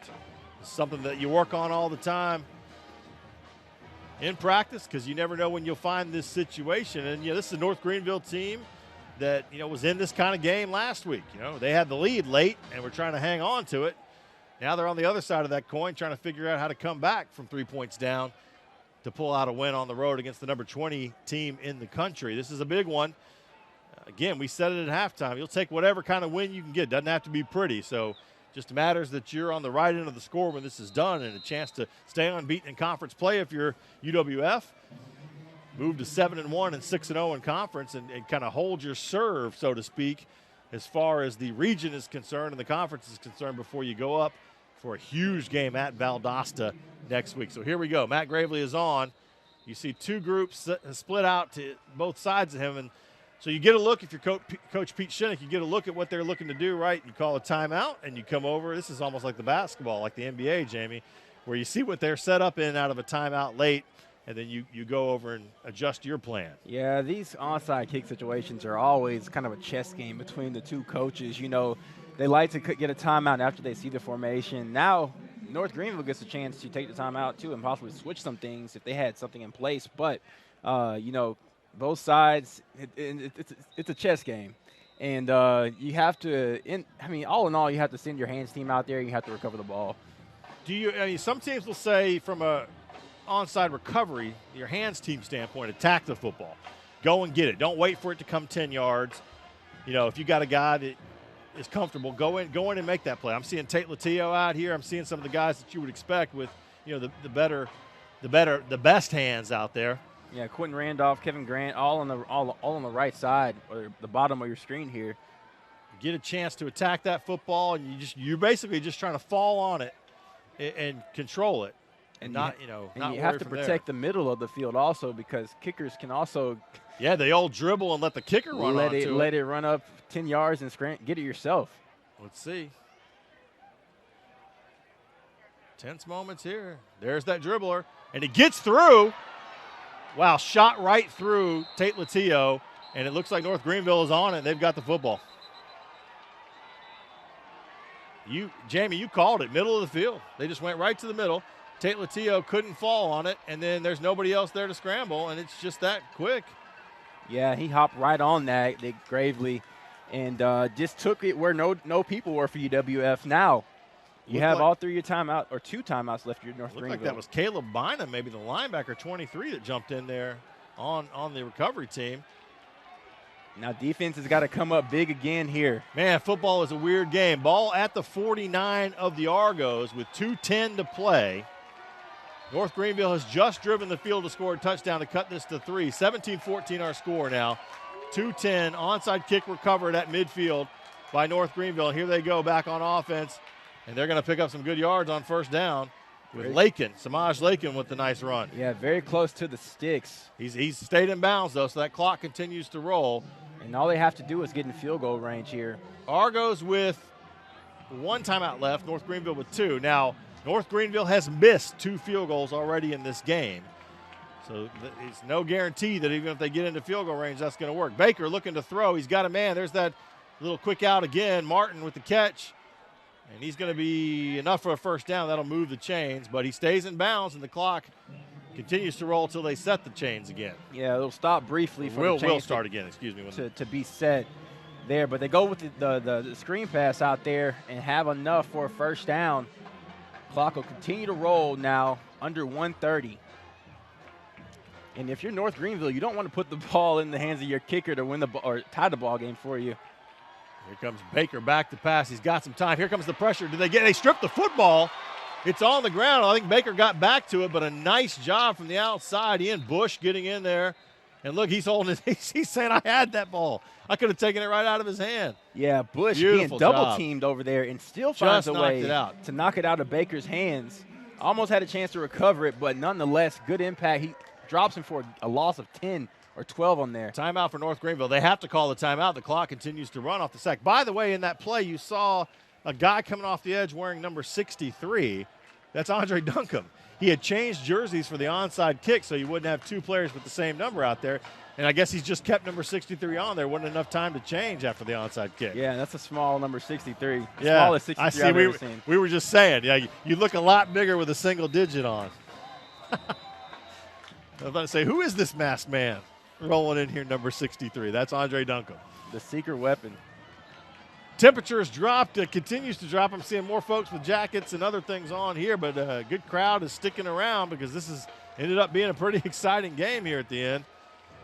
17-14 the score, 1:10 left to play. Can the Argos here at home hang on? Ball now at the 44. We're looking at 2nd and about 20. Deep throw down the field. It's not caught, but the man was open. Wow, I just had to, you're kind of wondering what's going to happen there. Matt Martin dove for that thing.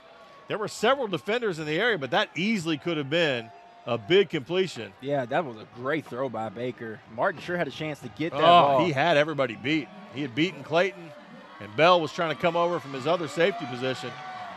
That's a dodged bullet right there, my friend. Now for UWF, 4-down territory, of course. But 3rd and 18 now. And the question is, can you come up with something pressure-wise? Are you going to send some people here? Because if you can put the quarterback on the ground, it pretty much could break the back right here.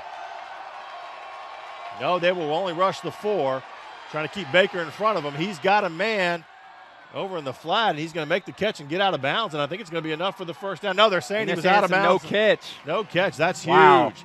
That is huge. Baker, I'm impressed with Donnie Baker, his ability to move his feet and keep plays alive, and you see it here. He slides up in the pocket. He's got Ian Bush coming from behind and just kind of gets some arm action. Nope. Yeah, that front foot landed out of bounds before he could get the back foot in, so good call by this officiating crew. And you're a DB in that situation, Jamie. You're just basically saying, please get the call right. Yeah, great job by coverage downfield. They dodged a bullet like you said, Will. So basically, this is the ball game. 4th and 18, have to get the first down. Huge. And, can this defense come up yet again big? Again, do you come with pressure? They are. They're coming off the edge. Baker's chunking it downfield. He's got a man. Good job by Marcus Clayton of turning his head, finding the football, and then the contact. It was just normal contact, and really, really good coverage right here. Yeah, Coach Doolin chooses to bring pressure, leaving Clayton in man-to-man coverage on Catafono, who caught the touchdown pass. Great man coverage over there by Clayton. Doesn't get a flag thrown on him. Really a nice job. Now you just go in the V formation and get out of this day with a win. This is one of those, like right now there's a collective woo in the stadium as people are starting to get up out of their seats, but that's one we didn't know. We didn't know if he would be here till the bitter end, and we certainly have been. There's 50 seconds left now in this game. Both teams with a timeout left, but really moot point now. It's just a matter of, as Jamie said, let's kneel this thing out. And you didn't want to have to go all the way to the end because you got a tough game coming up next week, but a win is a win is a win. Taking the knee, Austin Reed. Maybe one more play is all it'll take. I'll tell you what, all props to this North Greenville team. 2 weeks in a row have taken on 2 top 20 teams, including the number 1 team in the country, and they're going to end up 5 points last week, 3 points this week, 8 points away from beating two really good football teams and pulling two huge upsets. GSC conference is tough week to week, and we show that every week, and they'll come out with the win. UWF 17-14, a tough-fought game today. It's a big one.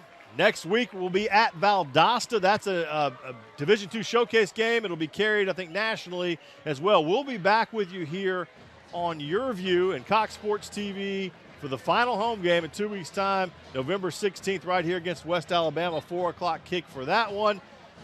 It's going to be a big one.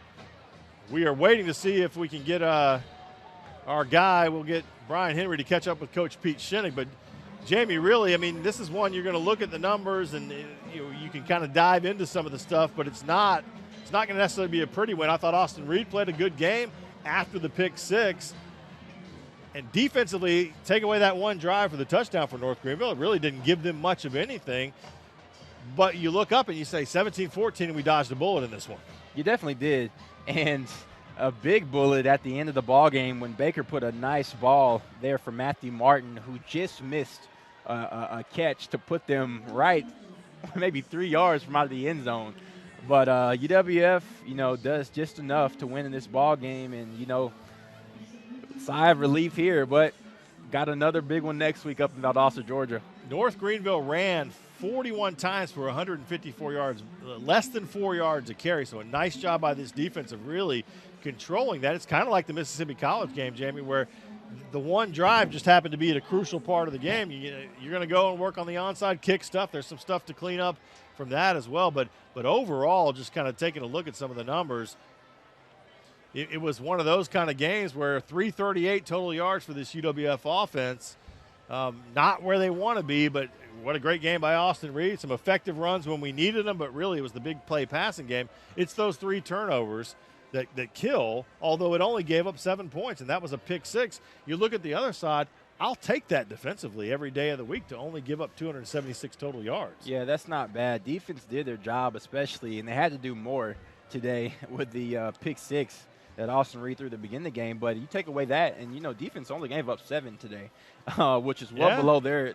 limit that they average on the season. So they did their job. The only thing I think you have to point to in this game is offense and, cutting down on some of those turnovers with Shamari Mason, the Austin Reed pick, and the other turnover on the day also. The fumble, Shamari, the Karan Ashley punt return, where he fumbled the football as well. So, you take away those turnovers, and that really kept the offense from getting much of anything going early in this game. And so that changes the dynamic quite a bit. That will drop North Greenville now to 3-6 on the season. They will fall to 2-5 in conference play. And UWF, again, improves to 7-1, 6-0 in conference play. You had to get this win. They're all important at this point. Doesn't really matter how it happens. Plenty of stuff I know to work on and talk about as they move forward, and they'll break down the film of this one. When Brian Henry is with Coach Pete Shinnick, let's go down to the field here and talk to the coach after a big win. Said all week that you knew this was a dangerous team, and they definitely proved to be dangerous. Yeah, hats off to North Greenville. They played a fantastic game. They made us look silly at times. They played great, and we're fortunate to get a victory. Once again, your defense holding them to 1 score. Got it at the end there and held them back. What can you say about that defense? No, we believe in our defense and extremely confident in them being on the field at the end of the game. Again, hats off to North Greenville. They played great. And then your offense kept sustaining drives there in the second half. How big was that to choose some time once you guys took the lead? No, had to come out, get points, had to come out, get the lead. We were close on the third down there, the pass. Our last play offensively, but feel good about what we did. Just didn't do enough. But really, that's a credit to North Greenville. Next week, going to Valdosta, basically for the conference championship. What do you have to say about that? Got to play better than we did today. Okay, good luck.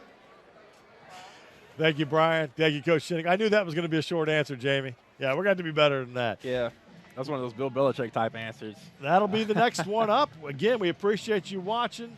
17-14, the final score. Argos improved to that 7-1 on the season. Valdosta up next. And again, we'll be back with you on the 16th. West Alabama here, right here on YurView and Cox Sports TV. For our radio listeners on ESPN Pensacola, stick with us. Post-game show is coming up next. We thank you for watching. and we will see you in 2 weeks' time.